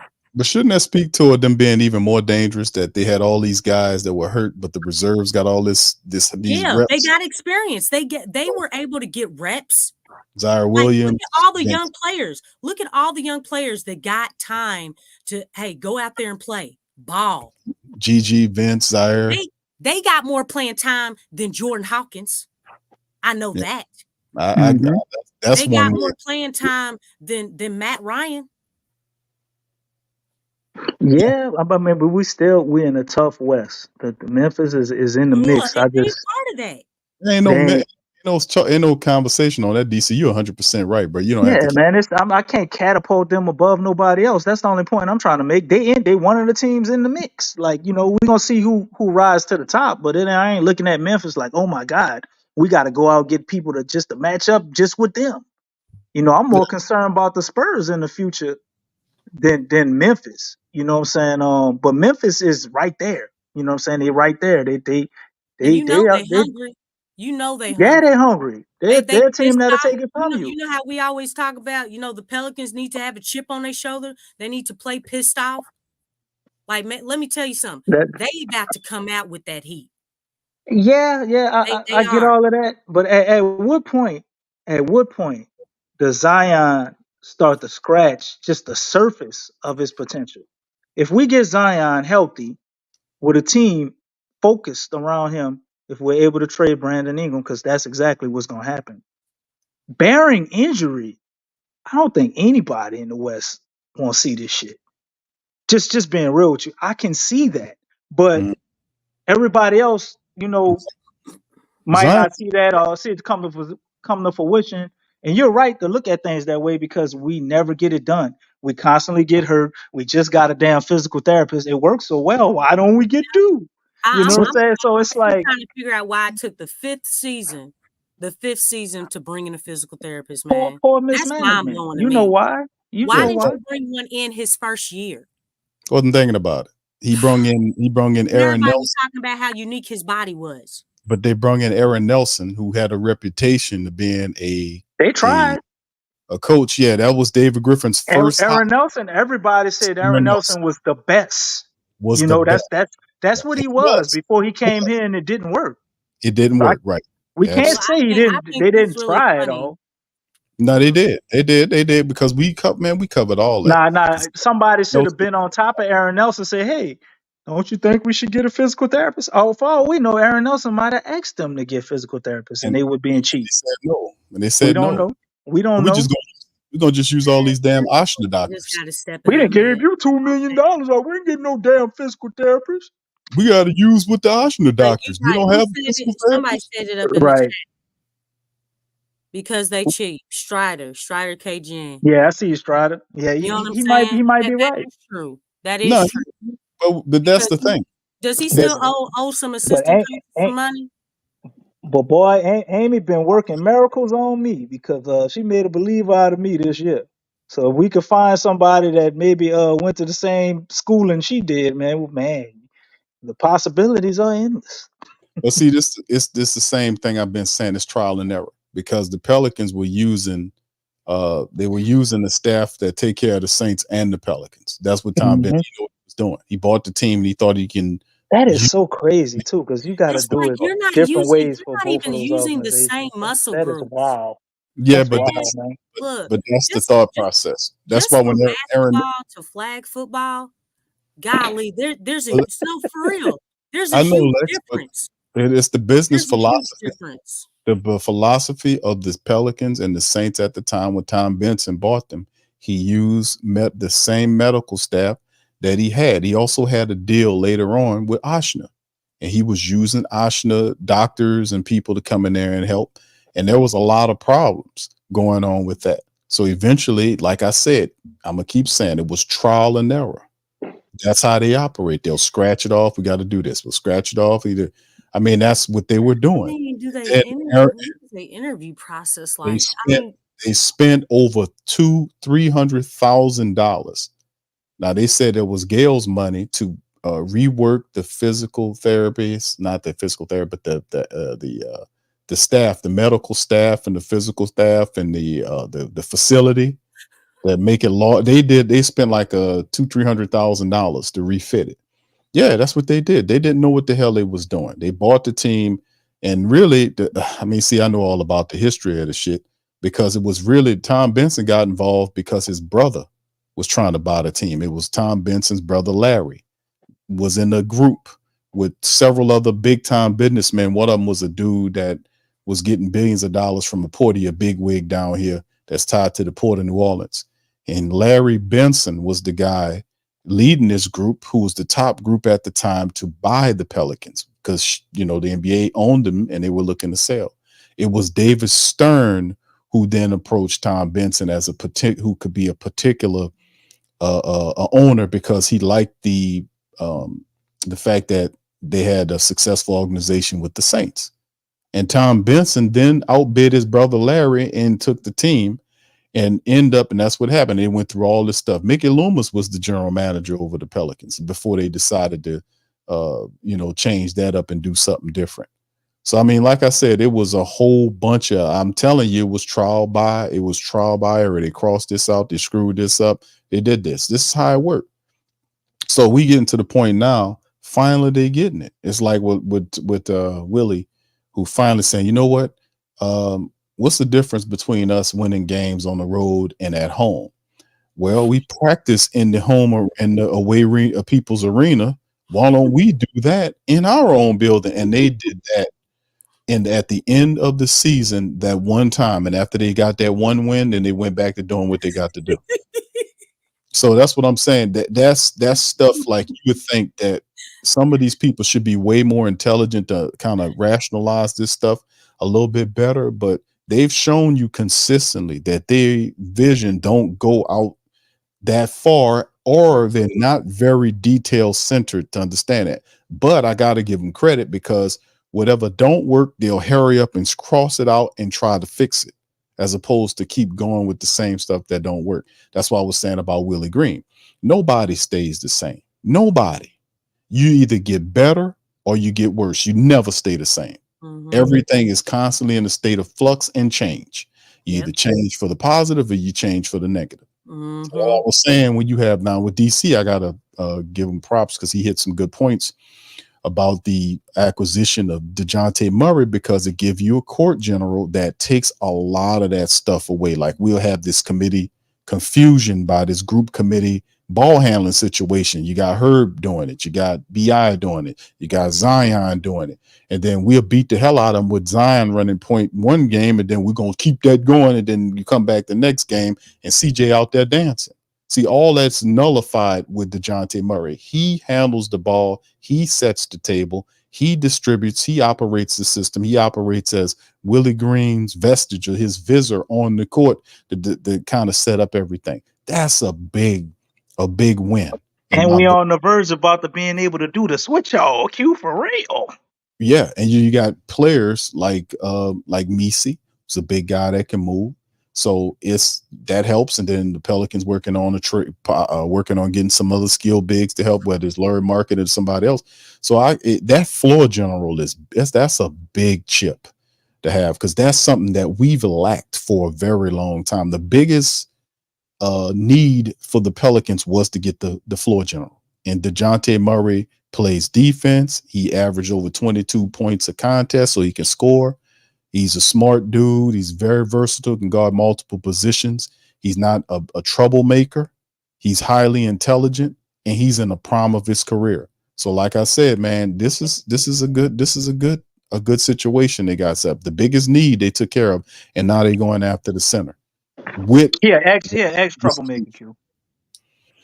Okay, ex troublemaker. But then, his family, his mama was a blood. So Well, DC, come on, brother. I'm not talking. That's. I mean, but he's not. He's changed his. It's not the same. He's a different cat. And he is a Popovich pedigree. He got the Popovich pedigree. Oh yeah. I ain't gonna let that go. He's learned. And that helps Willie too. That helps Willie too. Think about this too. Yeah. Y'all remember when we had Lonzo Ball, right? How did we look offensively when we had Lonzo Ball before Stan Van Gundy? Just having a point guard, man, something that simple, I think tremendously changes the Pelicans on offense. Nah, it was a lot more than lives. We had an identity. Mm-hmm. Everybody knew their roles, because the point guard was the one that balanced that out and kept everybody in their place. Also, but he was under who though? He was under Alvin Gentry, who couldn't see nothing through them goddamn bare eyes he was looking through. That wasn't all Alvin Gentry. Alvin No, Gentry I was was letting them saying, run amok and do whatever. They were making things happen on the court because you had 2 point guards, really. You had Drew Holiday and you had Lonzo Ball. Mm-hmm. And they made life extremely easy for Zion. Right. That's why I'm like, man, having a point guard with this It's, version of Zion we got right now, I'm yes. telling you, Lex, it's going to look very different and it's going to be no, scary, I mean, I know, but barring injury. I'm saying, look, I just wanted to finish. And that speaks to Willie, Lex. That's all I'm Hold on. saying. Don't forget the Willie chip, because having Yeah. Dejounte Murray helps Willie out too. Now that's what I have Yeah, to agree with you, he Q. As doesn't, much as because I he won't doesn't say he have ain't to gonna coach as change. much. That's why I said it was going to work, DC. That's what Because I don't think, because I'm being honest, I don't think he gonna change. I think Dejounte, he's like, Willie gonna try to draw up some. It's like, okay, we ain't doing that. So, Yeah. Dejounte Murray been set up under Popovich, Lex. Right. Look, we don't If go Willie out come through talking that ABC 1, 2, 3 shit, that boy ain't exactly. gonna That's listen. what I'm saying. Because Willie don't need to coach. No, I'm saying he Like, going. if he's But put in a position where he coaches, we losing. I'm saying that, but that's what say you having a high IQ point guard, a guy that Yeah, has experience running which offense. is great. He took instruction from the best coach in the NBA, and Greg Popovich, a living legend. So Man, Willie, that knowledge will transfer to Willie. Willie's familiar with Popovich. That knowledge will transfer. That will transfer because they can have a dialogue about why this won't work and why this will work. That helps him out. That was one of the biggest problems we talked about. The Pelicans did not have a floor general. We had all these other dudes who would then have decent outings at times, and then they'll fall back into their nature. When you have ISO BI, and when he wants to turn into Kobe with a pullback, flip around shot and all this kind of stuff, or CJ going and then down. CJ said I could do it too. I could do it too. Start dancing. Yeah, he would do that junk too. That's They exactly start what it's dancing. like. I make just as You much can do what money I as you. can do. Watch No, this. you can't, dog. You need to go play the two somewhere else. Well, Lex, let me tell you what's about to happen. That changes that too. They gonna call a timeout, and Willie gonna draw up a play, and he gonna tell Dejounte Murray what he need to do. Dejounte Murray gonna look at Willie. He gonna look at how much seconds they got left in that timeout. Right when they got about 8 seconds left, he gonna look over at James Borrego and say, "Man, what you think?" No, he ain't gonna do that. And that's what we rocking with. He ain't gonna treat him like that. He gonna tell him, say, Coach, I got a better idea. Why don't we do such and such if I pass this, that? And Willie is agreeable enough. He's like, you know what? That sounds like it. That's how it goes. It's give and get. You know, that's how the universe works. Like if Willie has an idea, and he's gonna have dialogue with his floor general. And the guy and Dejounte will give him a better idea. Willie would go with it. I can see Willie. No, you gonna do what I tell you. Now I don't see that. That's not his personality. Yeah, he not that.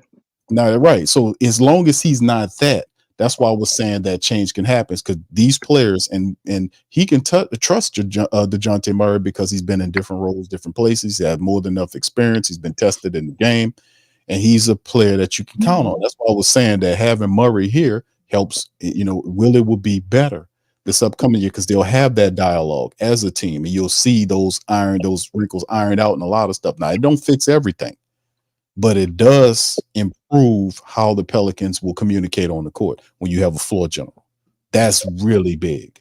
Then getting a center, whatever the trade will be for BI, would be awesome too. If it's Lauri Markkanen, his scoring and his 3-point shooting with Zion, and like we said, this was something that we talked about years ago, creating space around Zion and always talking about Zion's gravity. You know, Right. if he's healthy and you have the proper shooters, and we got most of them here. We got the shooters here. We've got them here. It ain't like we got to find some more people. No, we've got the shooters here. So if we can just get certain people out of the way and open up these areas, we can be able to see a lot of that this year in Zion's in his new contract year. We can see a lot of that around him with all that space because he's going to attract the space and pass out for 3-point shots. How does that look? You see?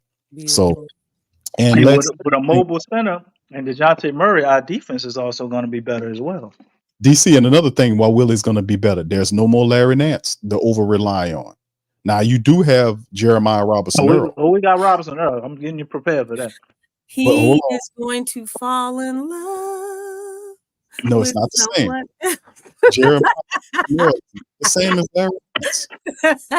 I mean, it's a different setup, but at the same time, he doesn't have Larry Nance to rely on.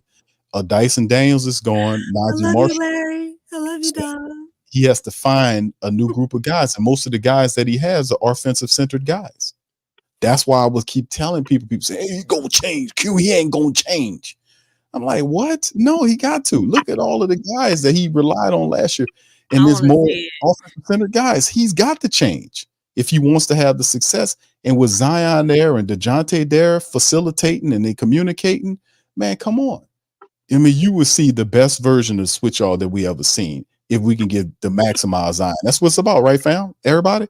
It's about maximizing Zion. We won't be able to get anywhere. We can beat Memphis. We can beat OKC. I mean, y'all tell me if I'm wrong. We can beat OKC. We can beat Memphis. We can beat all these other teams if Zion is healthy and he's fully maximized, meaning that he's operating within his gravity. He's healthy. He's kicking out to wide open three-pointers, three-point shooters, Herb Jones, Trey Murphy, Jordan Hawkins, Dejounte Murray.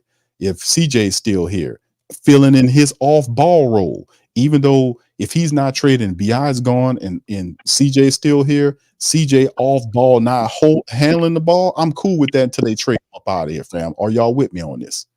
I'm just saying. I think with Zion, we beat the OKC Thunder.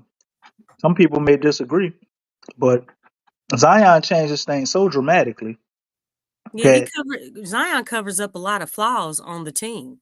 and not just Yeah. flaws, he changes things Yeah, offensively. He's an offense in himself. Like right. Paul George did a podcast Gravity with is Trey good. Murphy, and We he never asked even him played that. he asked him about Zion, and they went to a dialogue about Zion.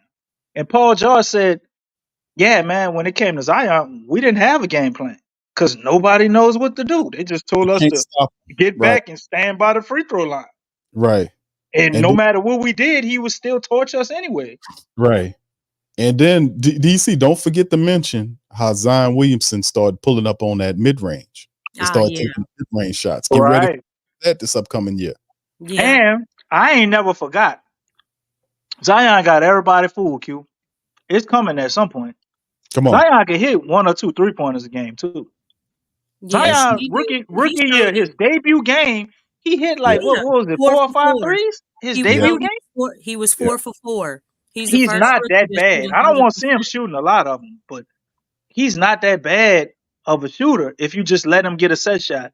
In the space they get that boy, he could take a set shot whenever you want. Sure And he can. always going to have that mid-range jumper when we may have seen Zion take maybe about, I don't remember the exact number, but let's say we saw him take 10 of them, right? He made at least 6. He's not shooting at a low clip. It looks pretty good. So we looking at everybody else. They're improving.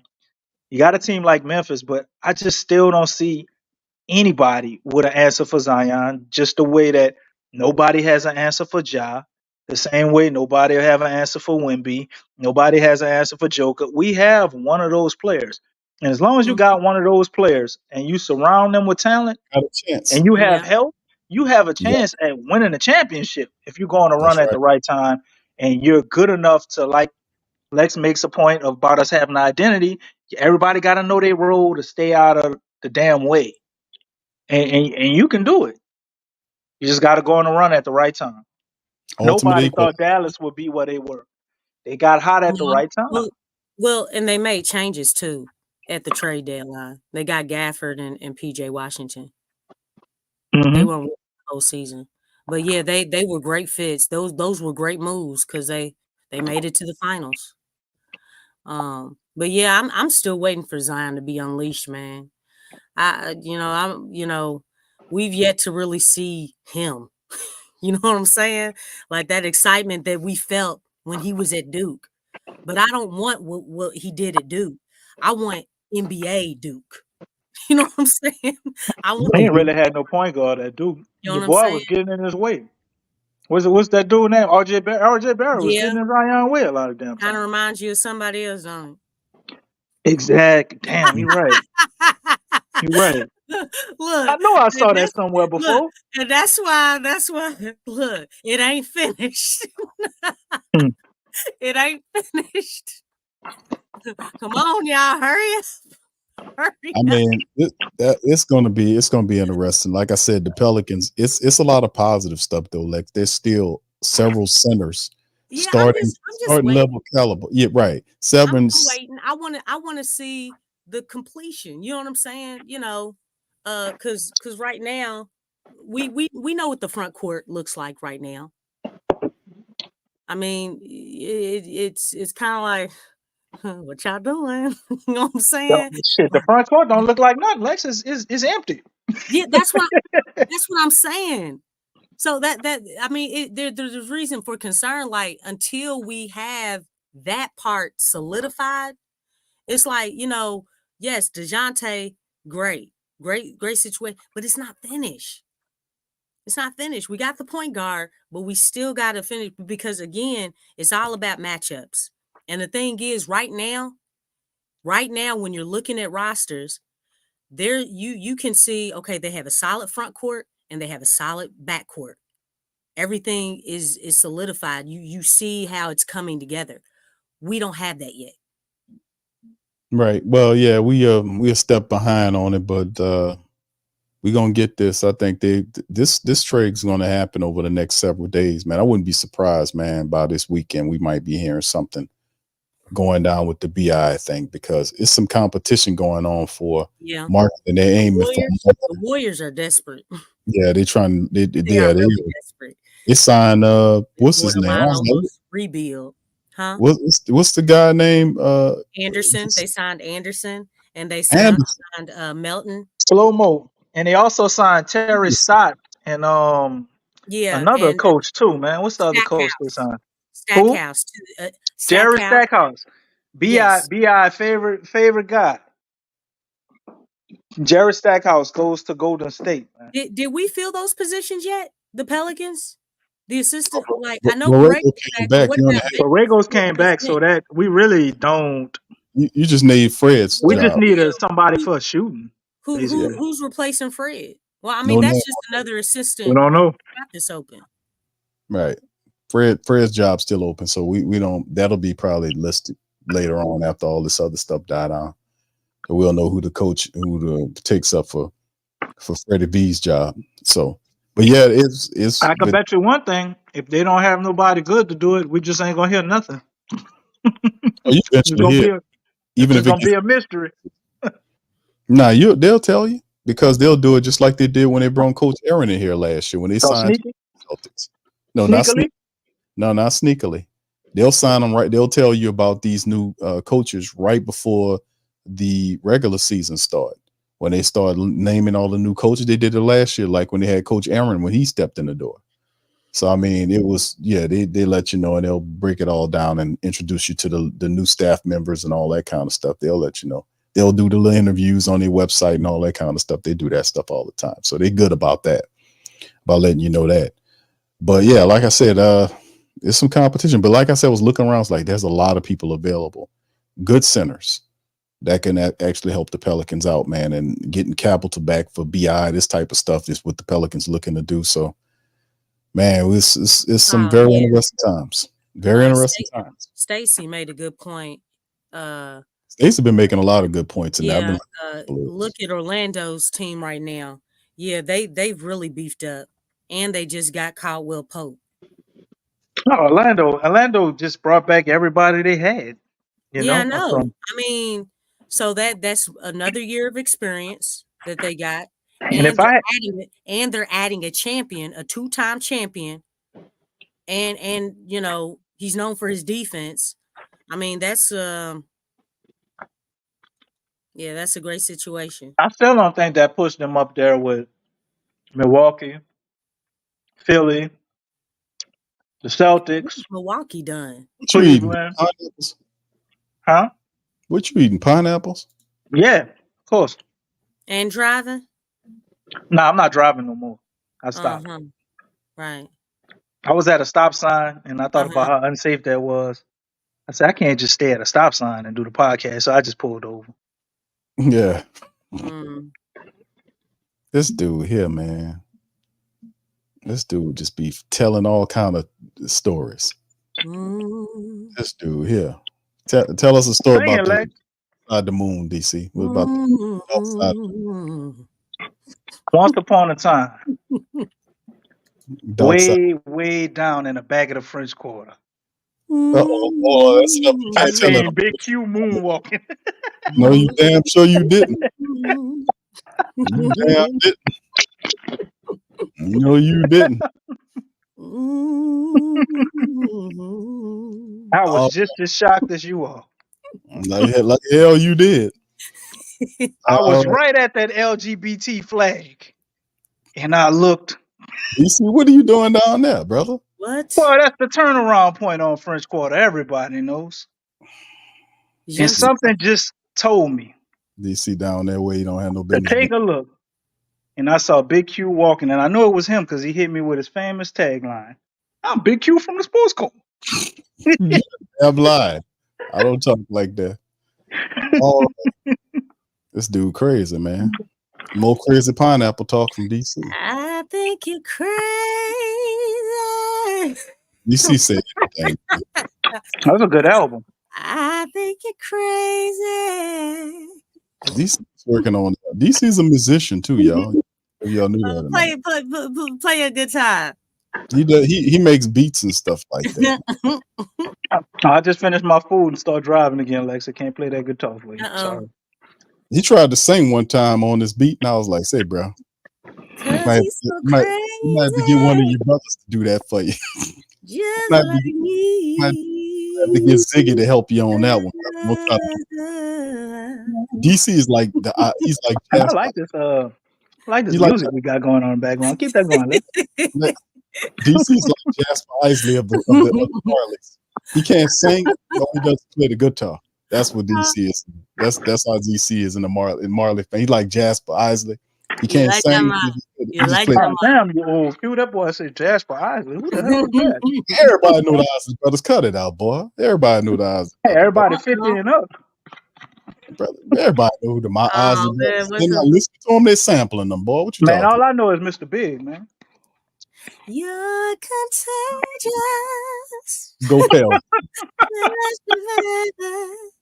Give me what you got. All right, Lex. All right, Lex. And the man said, drive me crazy. That's all I got, y'all. That's all I got. Oh man. Oh goodness. I got 3 words for DC, man. Go Pels, man. Go Pels, man. That's the wrong colors. Oh, wow. Go Pels, man. We should bring Slim on and let him do it. Go Pels, man. Have you been practicing, Slim? You've been practicing? DC busting for everybody. Go Pels, man. Hold up. Jay Carvello said the Warriors are trading for Hill. What? They're trading for Buddy Hill? That's news. Caravello love DC. There you go. Caravello love. Hey, they need something like the Warriors are really, really desperate, man. Oh my God. They traded for Buddy. You mean so man, this like what they call that? The what if? Alternate reality. Remember when that dude in Sacramento said Buddy Hill reminded him of Stephen Curry? Y'all remember that? Yeah. Now they trading him over there to the Warriors. Yep. Sham crazy. Yeah, they this is crazy. Talks. Wow. Yeah. Nah, but the thing is they getting him out on a lot of people though. He what? The Warriors missed out on a lot. Now I mean, it's not an impressive signing, but if Buddy Hill can be good anywhere, I'm not gonna lie. I would think it would be with the Warriors, just with how they plays. I don't think this, makes them a scary team or nothing, but I definitely think they can get the most out of Buddy Hill probably than anybody else. Man, Jay Carvel, that would put sorry, what's it? No, that's Udito. You pronounce it gaming. Shoot, if they did that would be a straight up rebuild right there. Trade step to Trade Pels. step to the Pelicans. They saying we'll give them to you. Look. Nope. Yeah, you are so funny. Ain't giving up No, Zion. no, give them the stars. Give them Brandon and CJ. Oh no. Oh, goodness gracious. All right, you know what I'm talking. Y'all ain't scared. Y'all ain't scared of the Warriors now. They still got Draymond. Ain't Draymond, nobody Steph, thinking that. and Buddy You know Hield what? I'm and surprised. Kaminga. I'm surprised they kept Draymond. I always thought that Draymond would be the first to go out of that court. I know, right? I thought he was gonna be playing with You know what I'm LeBron. saying? And I mean, but you know, I think the front office, I think they scared of Draymond. That's why they haven't traded him yet. With everything he's been doing. They said they offered Klay Thompson a contract. They offered him one for like what? Oh, he was mad because they basically told him that Podziemski was going to be starting over him. He was going to bench him. Yeah, he was going to be coming off the bench. Right, he didn't like that. They gave him a contract, a 2-year deal. Told him that. I mean, he took. I think he took less with Dallas, but he's going to be starting. I think that was his biggest thing. Right. Yeah, big time. That was the thing. He kind of got a little on the back end upset. He felt like he wanted to go out like he wanted to, you know, and not he didn't want to be a backup. Yeah. But it was the right move for him, man. I know his father didn't like it. His father wanted him to go to the Lakers. Yeah, because he's a LA cat. Right. But the Lakers actually offered him $80 million for like what, 4 years? He wanted to win a championship. And they just came from the finals. Oh, not to mention, I know LeBron, he called Klay. But y'all do know that Klay signed with Anta, right? He signed with who? He signed with Anta. Anta, okay. Yeah. You know Kyrie is like half the owner of like Anta, right? Yeah. Yeah, that's how I go. So Kyrie was crucial in recruiting Klay as well. Indeed. So you see whose pool was a little bit stronger. Right. Yeah, that would be awesome, man. That would be interesting. Because if Klay wins a championship, hypothetically, with LeBron, who's gonna get all the credit? Yeah. Versus if he was to win one in Dallas. I think at this point, anybody I think he fits well though, man. He does. He's very one of the best catch and shoot 3-point shooters. Yeah. So, He fits well with two guys that can handle the ball the way that is a good fit. It's just how much of a liability, how much can they hide him on defense? We know Klay can't really play D the way he used to, man. Like they got to figure that out. But him in a catch and shoot role over there, I think that's dope. Next level. That gets him there. But I mean, they're gonna have to have him playing the 3, and I mean that's a tough ass in the NBA these days, man. Indeed, man. All right, so before we get ready to close the stream, fam, I got some requests for the family members out there listening across the several different platforms. If you're listening on X, give us a retweet. Retweet the chat. Retweet the show, please. Everywhere else, Instagram, Facebook, everybody, hit us with the like button. If you're on YouTube, if you're not a member, please hit the subscribe button, man. We all good on that.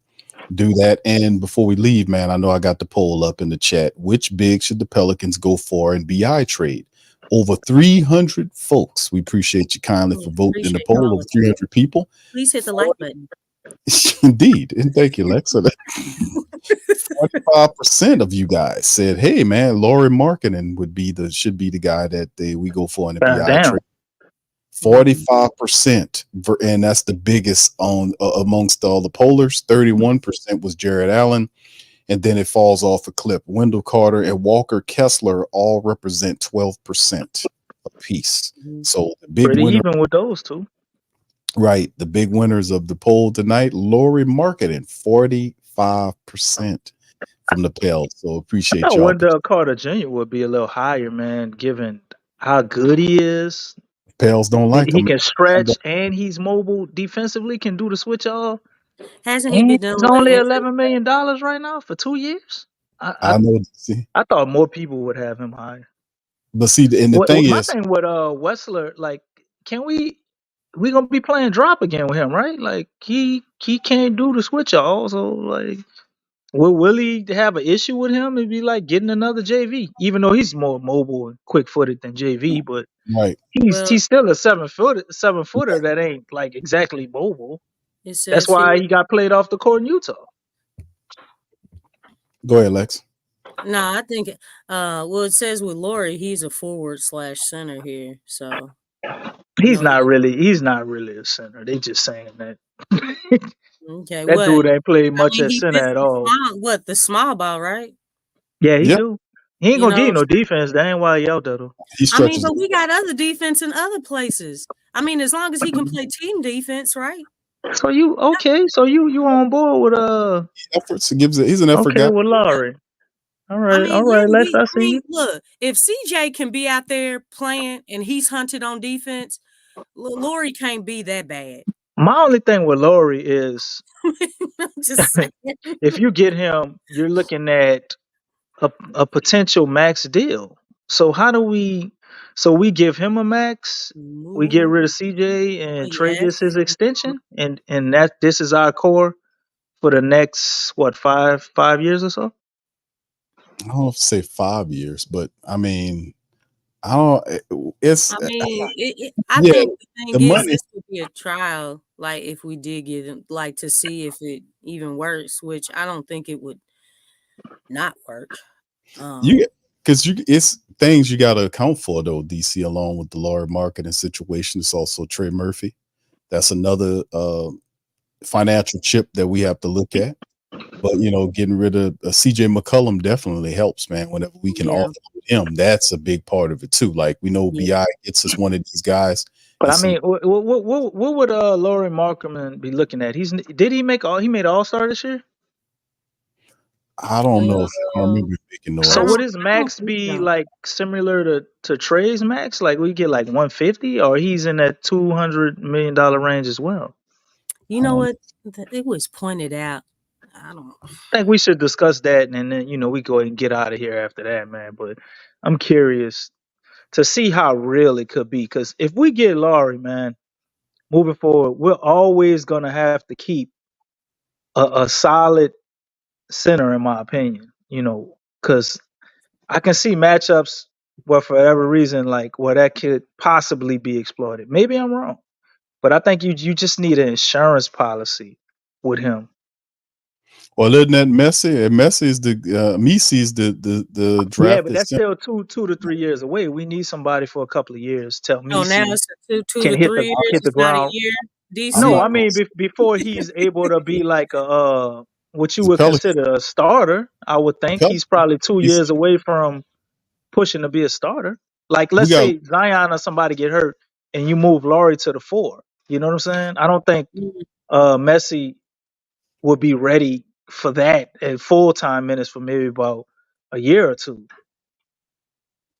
I mean, I think I don't know where you're getting this timetable from, because the Pelicans are they're not really patient with these bigs. I mean, like we done documented the fact that they had 4 starting centers in the last 5 years.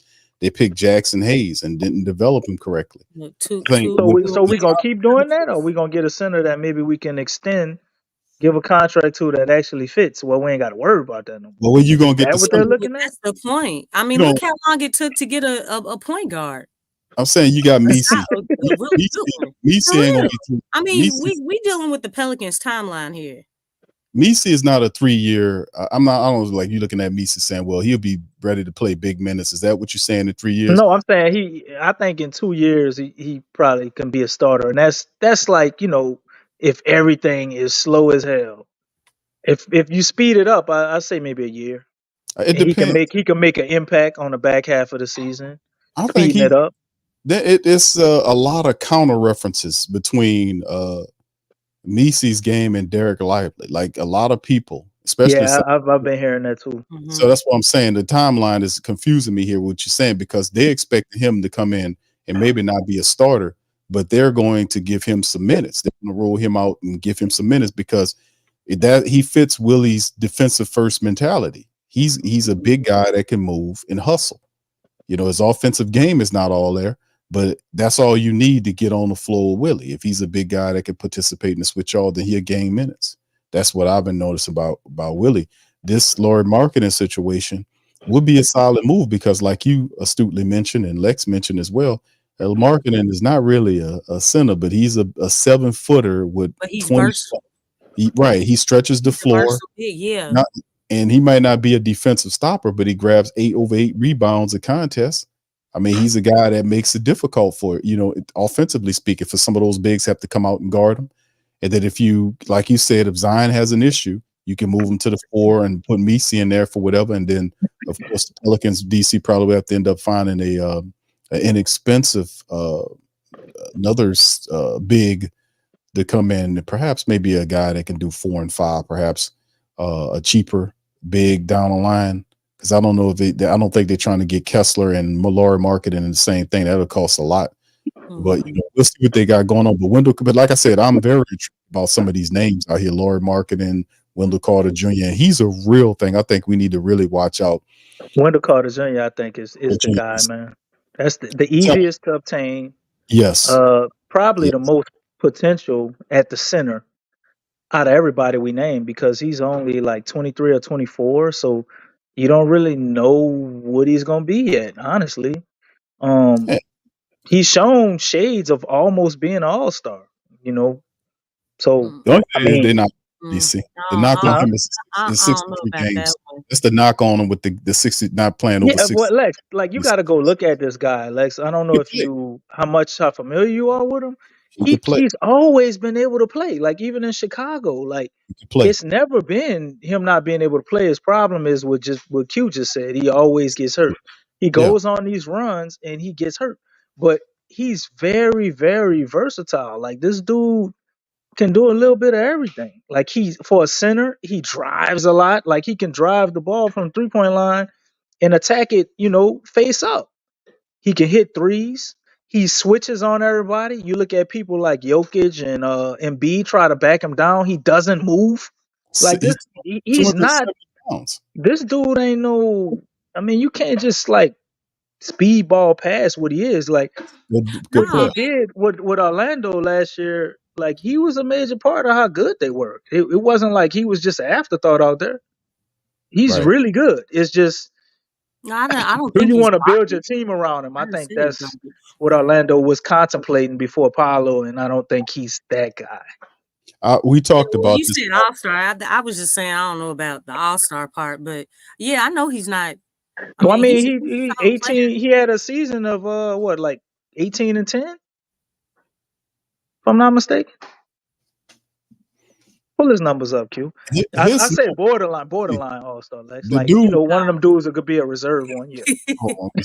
I ain't saying he like a perennial all-star. Okay. Look, you said all-star. I was like, that's why I was like, whoa. You just heard all-star. I was like, what you talking?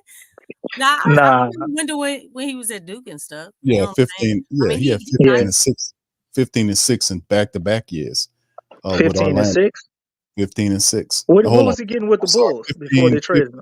Hold on, DC. Let me get these stats right here. 15 and 10 and 21-22 was 15 and 10 and a half. And 21-22, and then in 22-23 was 15 and 9. So he was 15. He got 15 and 10 one year in the 21-22 year. What about the Bulls years? What did he get over there? Because he was pretty good with them too. Because they traded for him.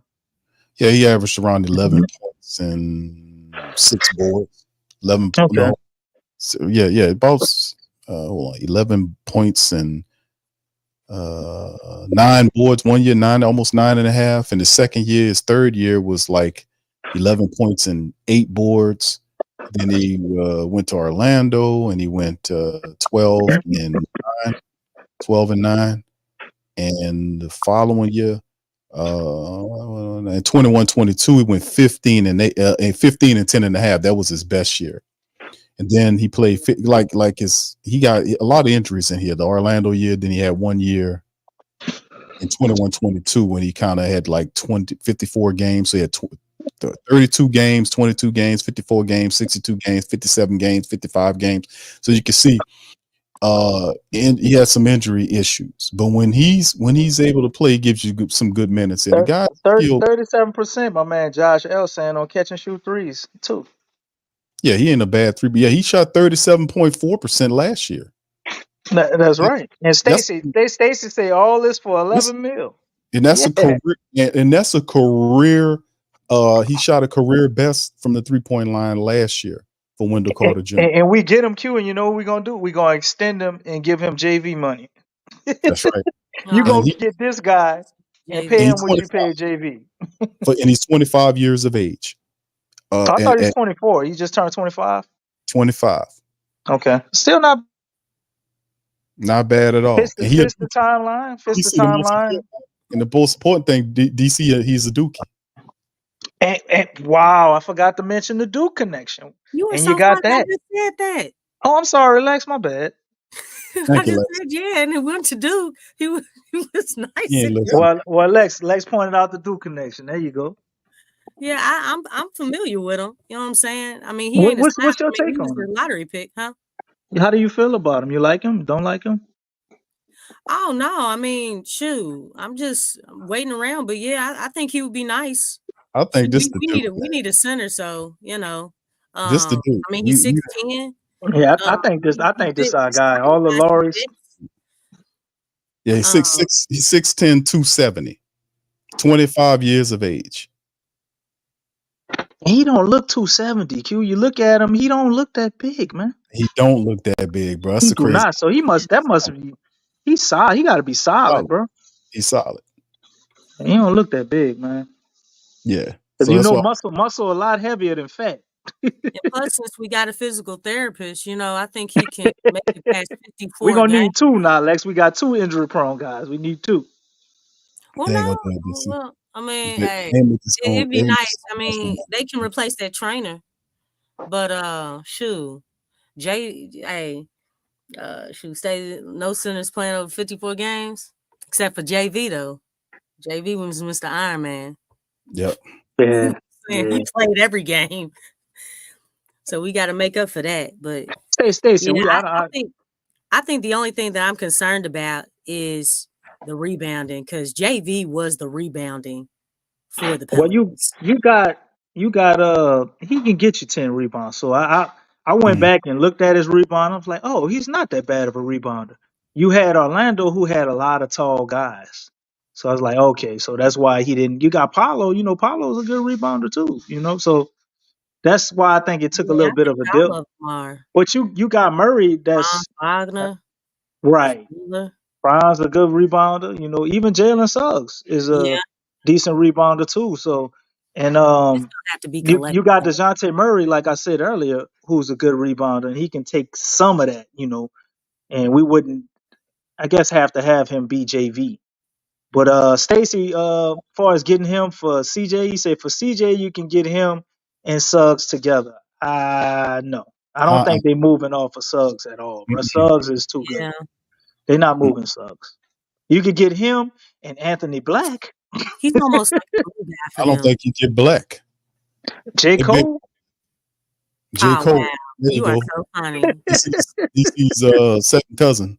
Yeah, that'll work. They'll give you one of them because they can't keep all them guys, man. Black. I'm not saying no big on Black, but you're right. They just signed the Stats. They just signed him, didn't they? Who? Orlando. They signed a guy I wanted us to get. They re-signed or extended Jonathan Isaac today. Yes, and Mo Wagner. They did sign him. Yeah, they gave everybody. Yeah, they gave everybody money except for Wendell. That's why you're on the block. It's clear what they're gonna do. Exactly. This is the guy. I mean, because they can't pay everybody. So I mean, like hell, they don't. They don't pay everybody. They paid every damn body. Yeah. They gave Gary, like I said, Gary Harris. I was surprised that they gave Gary Harris that contract. Well, you got to think what they had, and then they signed Caldwell Pope. But you got to think they were the 5th seed in the East. I mean, they for Orlando that was a big deal. I mean, shoot, they were in the playoffs over the Pelicans.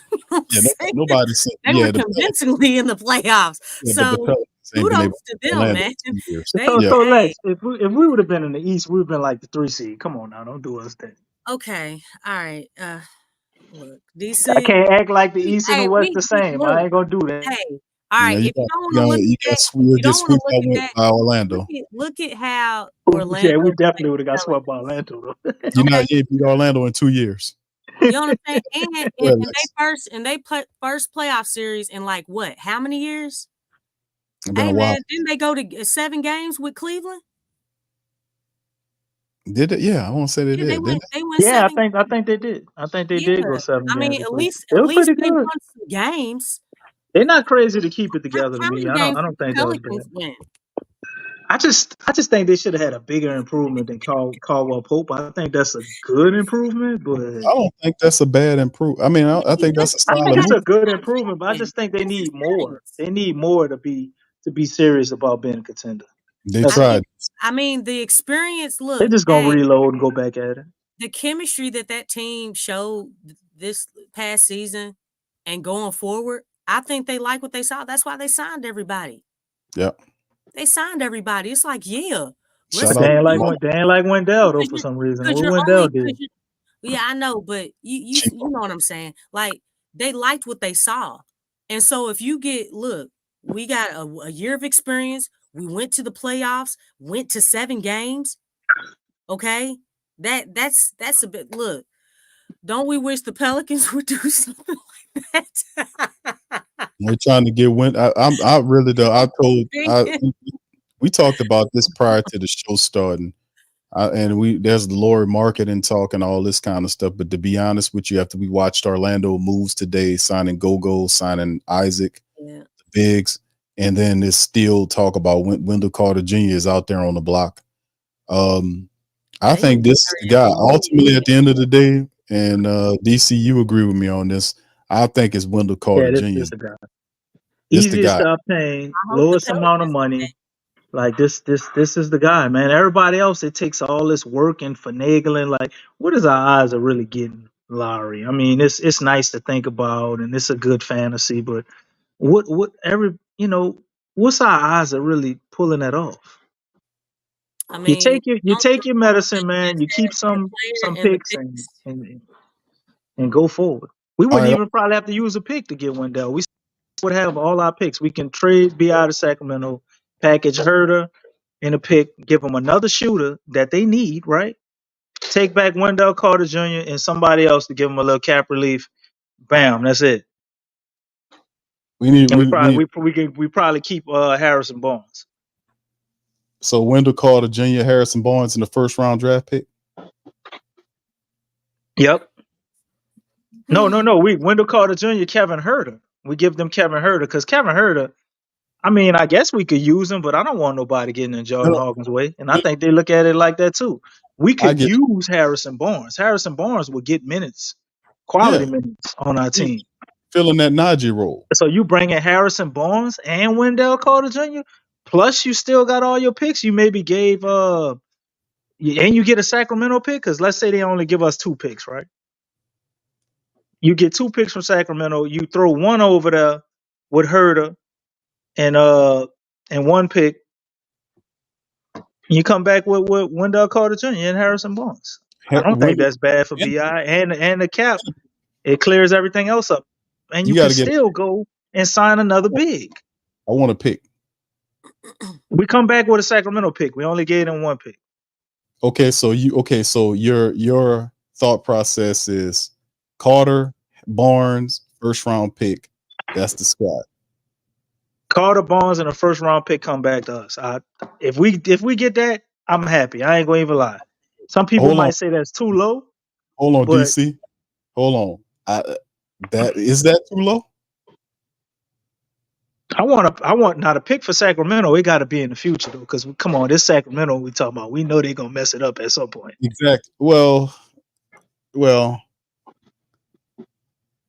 Give me like a 2030, 2031 from the Kings. BI in his latter years, he might have pulled the Achilles or something. His career going, almost over. Give me one of their picks when they really looking to rebuild. That's when I want that pick. How y'all feel about DC's pick, his trade scenario? Y'all liking that? Y'all put in the chat. Let me know how y'all feel about DC's trade. They don't have enough to get Ingram. No, says Stacy.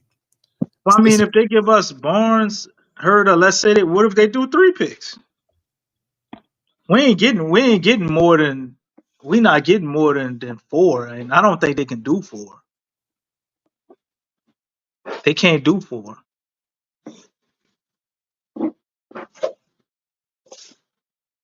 Young City says hell no, DC. All right, Young City, what do you give me a proposal to pull off a trade for BI then? Irudo says Devin Carter, Barnes, and Wendell Carter Jr. How do we come back with Devin Carter?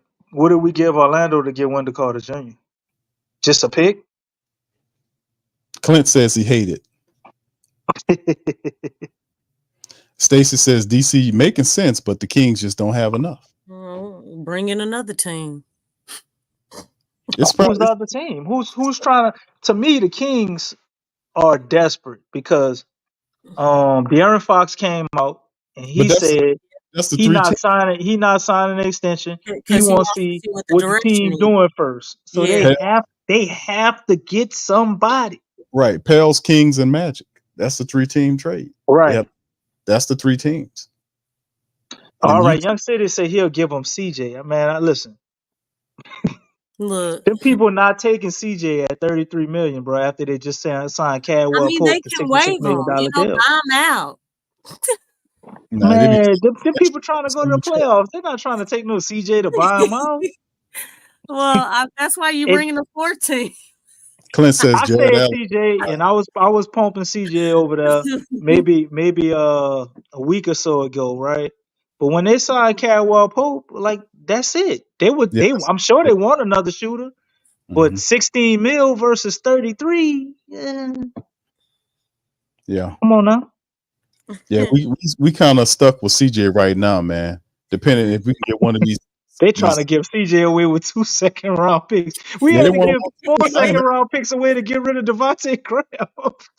We're not getting rid of CJ with 2 second-round picks. I ain't mad at him either. Trying to be creative to get CJ off this damn team. I guess these are people who want to keep BI, so I get it.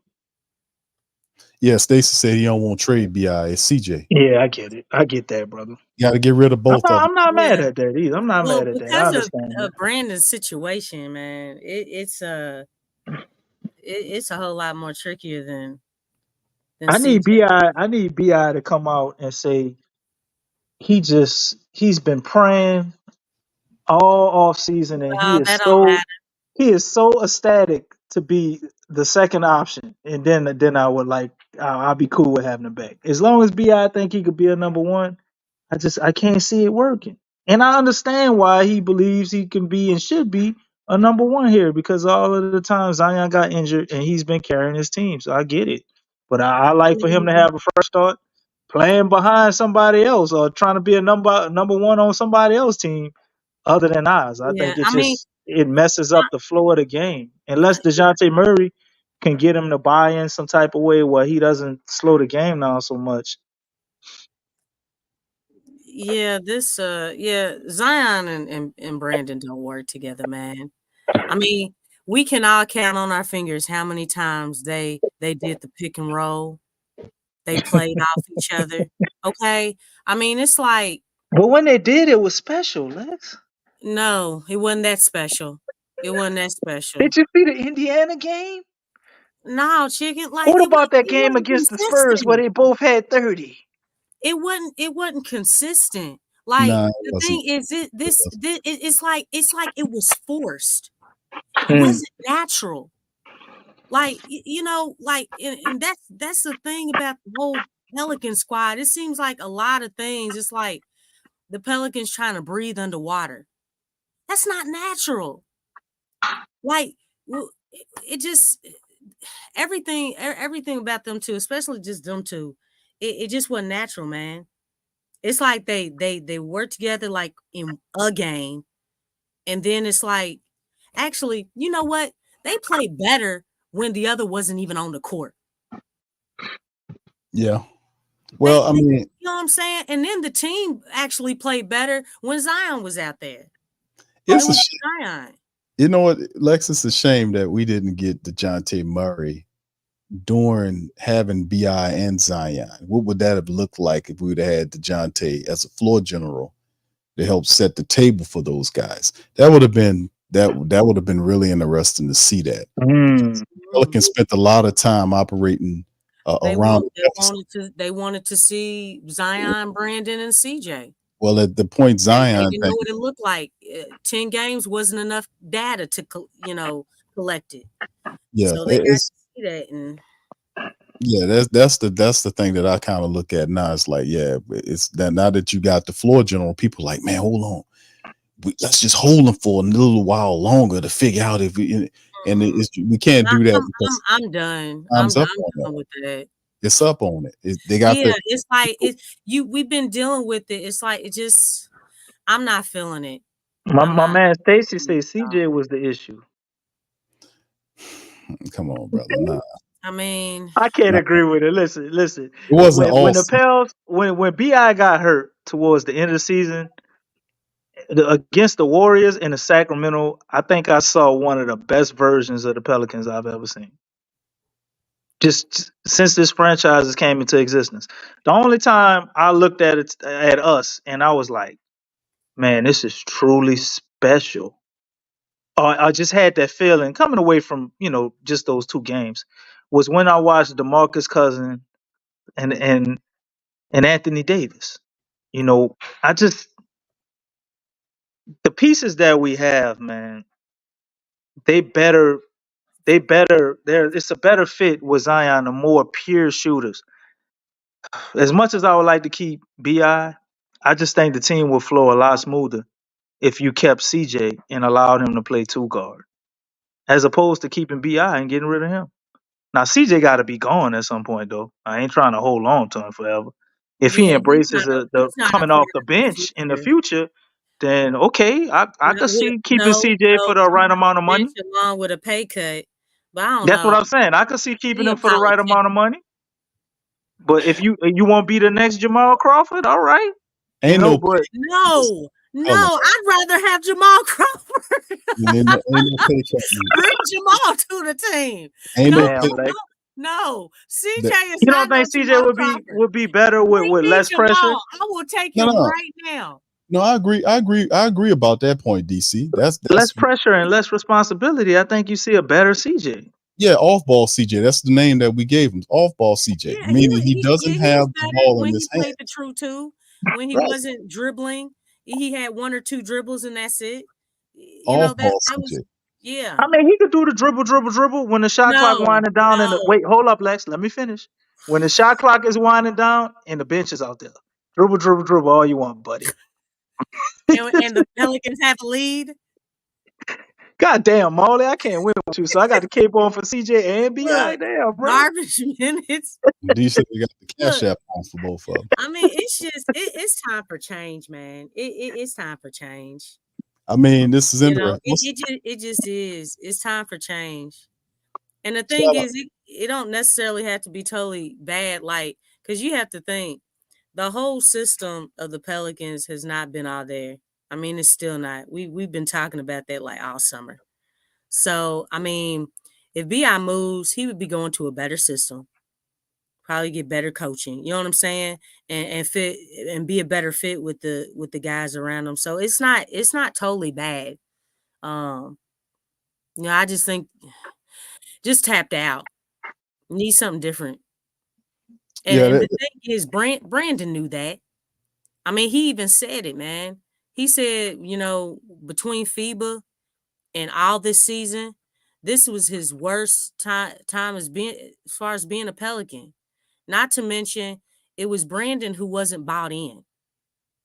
And he alluded to that as well in his exit interview and the after they lost against the Thunder. You know what I'm saying? I mean, it's like, dude, everybody thought it was Zion. Because everybody was talking about how Zion was like, just trying to buy in. I mean, Zion was up front with it. And that was what, in December? when he did that? And we found out at the end of the season that it was Brandon who wasn't bought in. And that, I mean, dog, you up for a contract extension? You weren't trying to buy in?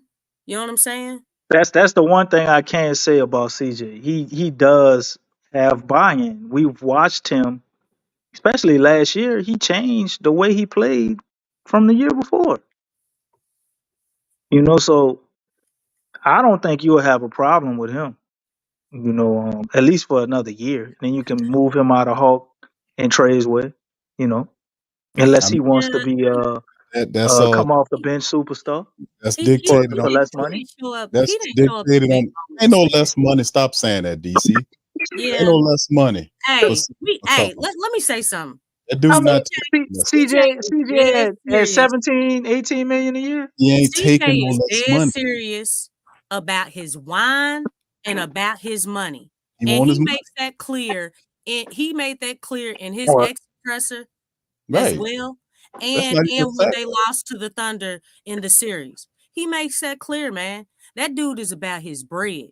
That's why I Yeah. always call him a politician, because that dude, he talks that good talk, and he's like, I'm good because I got my bread.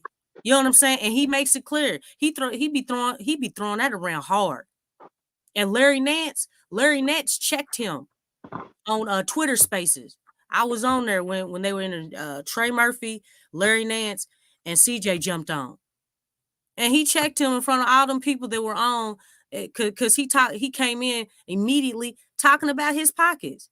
It's like, dog, everybody in here ain't rich. You knew that coming in.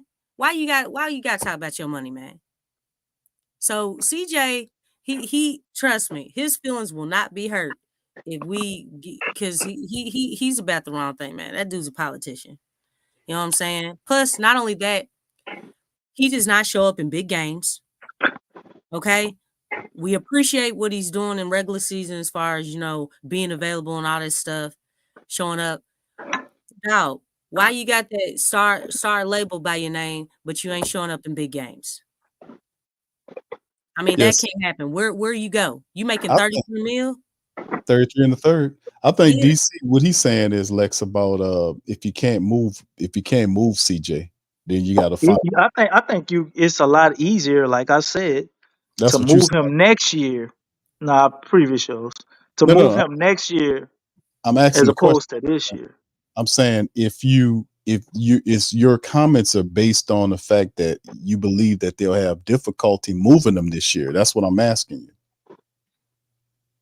Yeah, Okay. because the Well, that's teams, Orlando was a team that I knew wanted a shooter, for sure shooter. It didn't have to be Paul. They wanted a certified shooter. They needed a scorer. They got Caldwell Pope, spent $66 million right. on him. That's So, done. They re-signed everybody. That's done. Who right. has the cap space and would want CJ? You look at a team like Washington. Why would they want CJ? Right. They're not trying to get better just yet. They're going through a rebuild. What Right. are they going to do with $33 million for CJ McCullough? Then you look at contending teams, right? The Lakers, possibly. You want to do a deal with the Lakers? Maybe you I could wouldn't see get them to believe in CJ.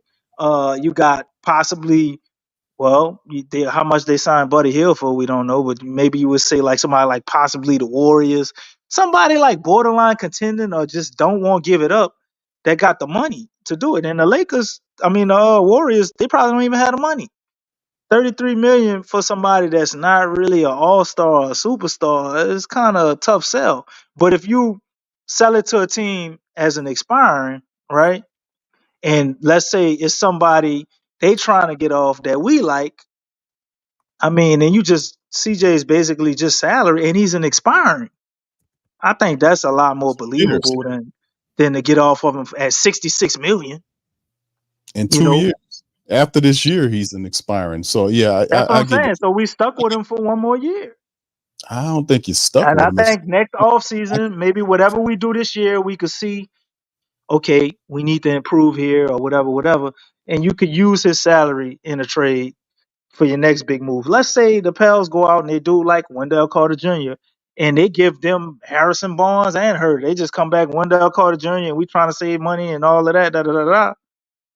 We can make another move to get somebody else if we want to do that next year with CJ, and it gives us a player that we can still utilize this year until we get that next person to put with Dejounte Murray and Zion and Trey and Herb. Like Jordan Hawkins? I mean, Jordan, you create space for Jordan Hawkins to be that guy, yeah. Not with CJ there, buddy. Unless injuries are hitting the block up. Well, Jordan Hawkins ain't gonna be that guy this year anyway. We ain't gotta be concerned with Jordan Hawkins being that guy until probably about his third, fourth year. I agree with DC on this. As far as a starter, Lex, I'm talking about as far as him catapulting we can contemplate starting him. Now, I agree with DC on this because he won't develop with all those people in front of him. So you're absolutely right on that. I mean, let's see what type of jumps he makes in summer league. I mean, the man got to get regular minutes before we start trying to catapult him to take CJ's spot. I mean, CJ McCollum shoot. According to Griff, they said that they were really excited about him. Griff told me Zion was a supercharged Draymond Green, Lex. I just hold my point there. You know what? Hey, I'm just saying. He also said that we weren't going to be complacent and that they're going to be aggressive, right? I don't know. I mean, they are aggressive. What they did was aggressive. We're still making moves. We don't have a center. And centers have went off the board in free agency, so they're going to trade for a center. They are being aggressive. I mean, he wasn't lying as far as that. Mm-hmm. I just feel like, other teams' pace is just really different from the Pelicans. It's really different. I mean, like, what would you rate? What would you rate our trade out of all of the free agent signings and trade movement that you've seen this offense so far? Who made a better singular move than we did so far in the offseason? Because I can only say one team. Well, I mean, everybody has different needs, so I guess it would have to depend on how you rank. Not every team has the same needs that the Pelicans had. No, I'm just saying, like, based on what all the other teams have done and what the Pels have done, who made a better singular move than we did? I can only think of one team. I think the Thunder did. By signing Harkenstein and Alex Caruso, which one of those moves you think would be better than our move? A singular move, not plural. Yeah. Okay. Probably the Caruso move. So you think the Caruso move was better than the Dejounte move that we pulled? Dynamic. I mean, the thing is that that's what they needed.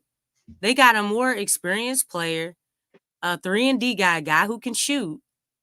Who he does a whole lot more to a team that's already young. So yeah, that adds a lot to the team. With them signing Harkenstein, I actually think they neutralized themselves a little bit. They're better, but you take Lou Dort out, and now you're gonna put Alex Caruso in, because they damn sure not gonna play Lou Dort at shooting guard. So it's like I don't see that move being nowhere near in the stratosphere of what we did, but it was a smart strategic move that made the Thunder better. But it ain't a better singular move. The only team that made a better move than us coming off the bench. Is that what you're saying? I think they probably start Caruso. And Lou Dort is going to have to come off the bench. But I don't think that catapults them into another stratosphere as a team. I'm more worried as the Pelicans about the rookie that they drafted. Wasn't he second on the all defensive team? I mean, he didn't have those type. I don't care. I don't care about the Caruso is good, but he's not like he ain't no damn all-star or nothing, man. Defense was all guards. I'm not taking Caruso over Dejounte Murray on any team in the NBA. Period. Dog, it's according to what they needed. I'm not saying like the needs. They were in dire need for another two-way guy. I think they needed a point Okay, let guard me ask you this: Do you to think replace Giddey what is they're better? losing. Do you think Giddey is better than Caruso? At this point, right now, for them, no. Only because Giddey can't Okay, shoot. If Giddey could shoot, yeah. So for you them, I got a think he'd be better than 3-and-D guy. Caruso. But he's not a great shooter. Caruso can actually shoot the three ball better than them. That's what So I'm I give you saying. that. But Caruso to me is overall a better player. And watch what he do with Chicago. Everybody think Caruso is just trash. But I I'm not don't think Caruso, Caruso's Giddey. trash. Everybody think Giddey is just trash. But Giddey was averaging like 15, 8, and 8 when Shire was out. That dude Well, ain't horrible. they said the He situation for both of them. It was solid for both teams. Because the thing is, Chicago was looking for somebody basically to replace Lonzo because they're basically trying to let Lonzo go. I mean, he's been dealing with injuries, so he was basically like, "Look, we need another point guard." So it worked out for Chicago, and then for the Thunder, they're getting a veteran. They're getting someone who's experienced, and they're getting a 3-and-D guy, somebody who can another guy don't. who can knock down that shot. I get you, Lex. It makes them better. It makes them a better team. But the amount that we get better by adding Dejounte Murray versus the amount that they got better by taking Josh Giddey and swapping them for Caruso, they didn't I mean, get it's like hard to measure that. way better. Like they just say, "Oh my God, can you believe what the OKC Thunder did?" It ain't that type of move. When you look I at our move, we got felt like it was Dejounte just Murray. We got Dejounte Murray for 2 first-round picks. Somebody who you yeah. thought I mean, the we trade would have to give up was Brandon Ingram ridiculous. to get. The only team that made a better move than us at this point in the offseason would be Philly by signing Paul Paul Oh George. George. wow! Yeah, Yeah, I That's mean, some people that's would it. disagree with that, the but Huh? OKC thing, getting Caruso back there was shy, and you got Williams, and the philosophy is to use Chet at 4. They put iHeart there at 5 if they need to. They got versatility there.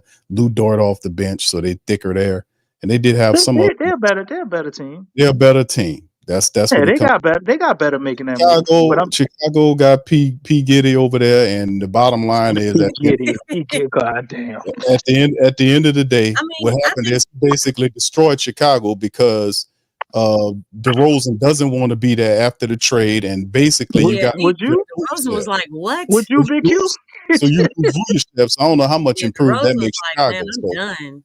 So you got 2 guys about to get that is more than likely you're going to have to get out of there And they anyway. trying to give away a first round pick to get rid of Zach LaVine. Zach LaVine can't. Chicago is they in disarray over there, man. So I mean, it's a rebuild. In the truest sense, then Lonzo Ball hadn't played basketball in 2 years. So I mean, yeah, Chicago's a dumpster fire. Well, he can play this year. That's what he's saying. Well, I seen footage of him, He can getting. actually stand up, Well, that's and walk up a flight of stairs. that's a horrible injury that man went through. He been Yeah, fighting back in there, so it's not easy, but it is but what it is. So, but yeah, like far as what the Pels have done so far, they've had the biggest splash move to get better in one move versus everybody I saw other than Philly. Caruso, great move, Lex. They got some first round picks, but I just don't see that catapulting their team to the next level. It makes them better marginally. They're better than they were with Josh Giddey, but it's not by that wide of a margin. Now, if you add Harkenstein with that and Caruso, I could see your point. Yeah, every situation is different. I mean, it's not the same situation, but then that's not to knock what the Pels did. I mean, Dejounte was a good pickup. Been needing a point guard, so Great um, pick. yeah, I the guess Murray. with them, at least they already have like other positions that are set in stone. So just adding on to that to help him improve. It's a good situation for him. But yeah, Pelicans just got to finish, man. Just got to finish to see what this whole thing's gonna look like because it's still up in the air. Yeah, it's Looked like OKC moves are pretty much solidified. Some minor moves, and a couple of other teams look like they done did all their big movements. So you can see how the team is filled out. Pelicans not there yet, so there's still movements to be made, like you mentioned. So that's what it's going to be fun watching over the next several days to see if we can land a really good center. By all accounts, like I said, the poll chat running away with it. 3+ people said 45% of them said Lauri Markkanen.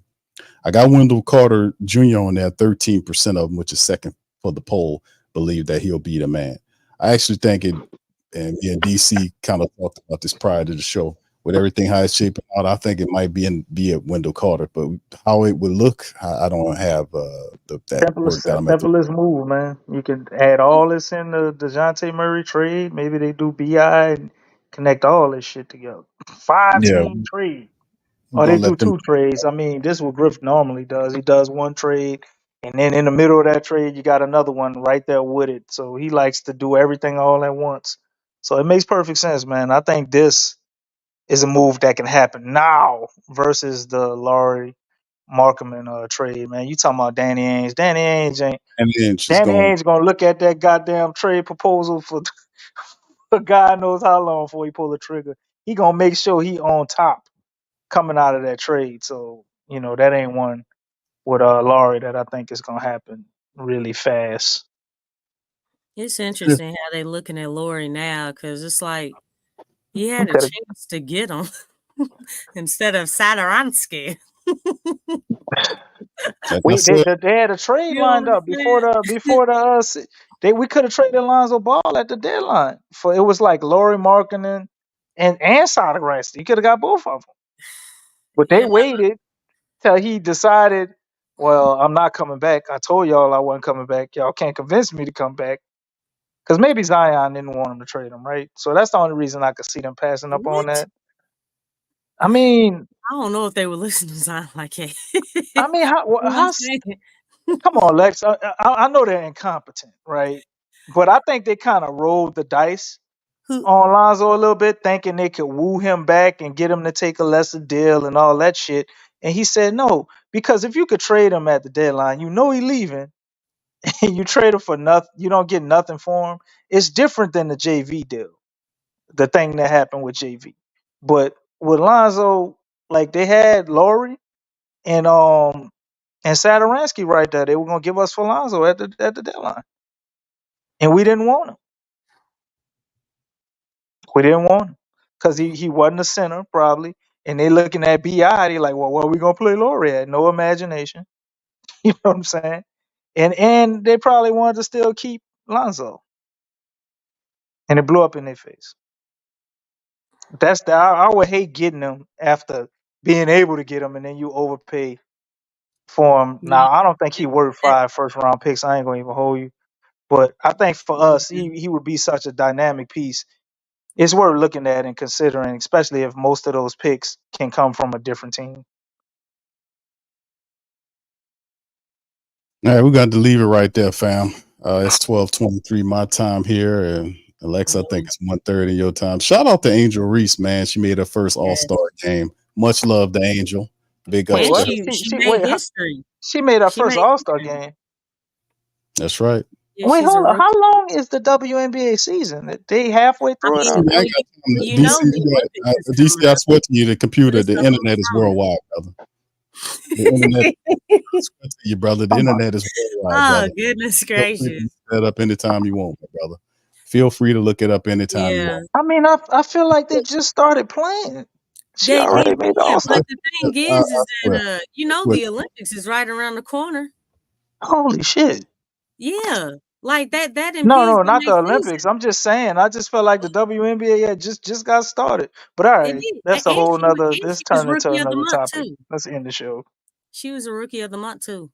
No. That's great. She's been playing awesome. How you know that when you don't even know? Never mind. All right, shout out to the fam, man. Appreciate y'all for chiming in the Because our chat. first 10 games I was watching, bro. DC, please. She 200 and broke history too. Did you 200 know plus that? people. Yeah, I was Yeah, reading. I knew about some of that. I just didn't know that was halfway through the season. So how you knew about all that, but didn't? Oh, Okay, there goodness you go. gracious. All right, shout out to the fam, man. Thank y'all for being in the stream as usual. Much love to y'all. Y'all please feel free to smash on the like button. Hit the if you're on Twitter or X, whatever you call it, please retweet us.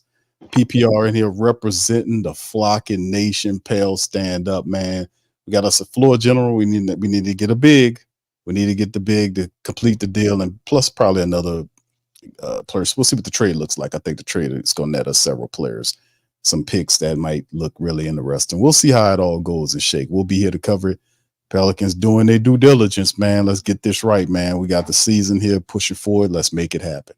All right, so shout out to you guys, man. We're going to holler at you on the next one, man. Y'all hit the notification bells for future shows, man, and we're going to be back up in this thing. Much love to y'all. DC, get you some sleep. Lexxah, shout out to you, as always, and we'll holler at you next time. Go Pels. Show us the edge. Yes. The chip on the shoulders, the fight and the passion that comes from within. Whoa. Trying to win on every level. Yeah. Expectations high. Gotta show them you can fly. Play harder, better, smarter. Baby, put the league on notice. Show me the edge, yeah. Play with the edge, yeah. Show me the edge, yeah. Play with the edge, yeah. Show me the edge, yeah. Show me the edge, yeah, yeah. Whoa, done seen the walk of shame enough. Wanna see the walk of winning, time to come up and bring out the alpha. Don't every play, every possession. How bad you want it, love, you want it all. This ain't a blood of love, built for something greater. Attacking all obstacles, coming for the ring, my precious. You got the juice, the will, the heart, the fire. Show 'em the proof, show 'em the it shall be done. Show me the edge, yeah, yeah, yeah. Play with the edge, yeah. Show me the edge, yeah.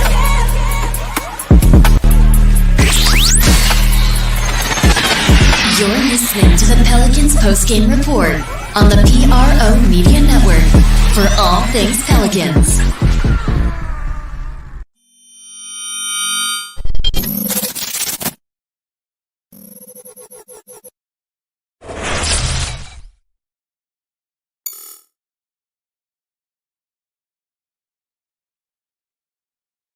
TheWhoThatDaily.com. That's right, TheWhoThatDaily.com. Your one-stop shop for everything New Orleans Saints, New Orleans Pelicans, LSU Tigers, even the top-flight boxing news. So if you're a Who That and you're looking for a place to stay up on your team, TheWhoThatDaily.com is your site. TheWhoThatDaily.com for the sport Who That in all of us.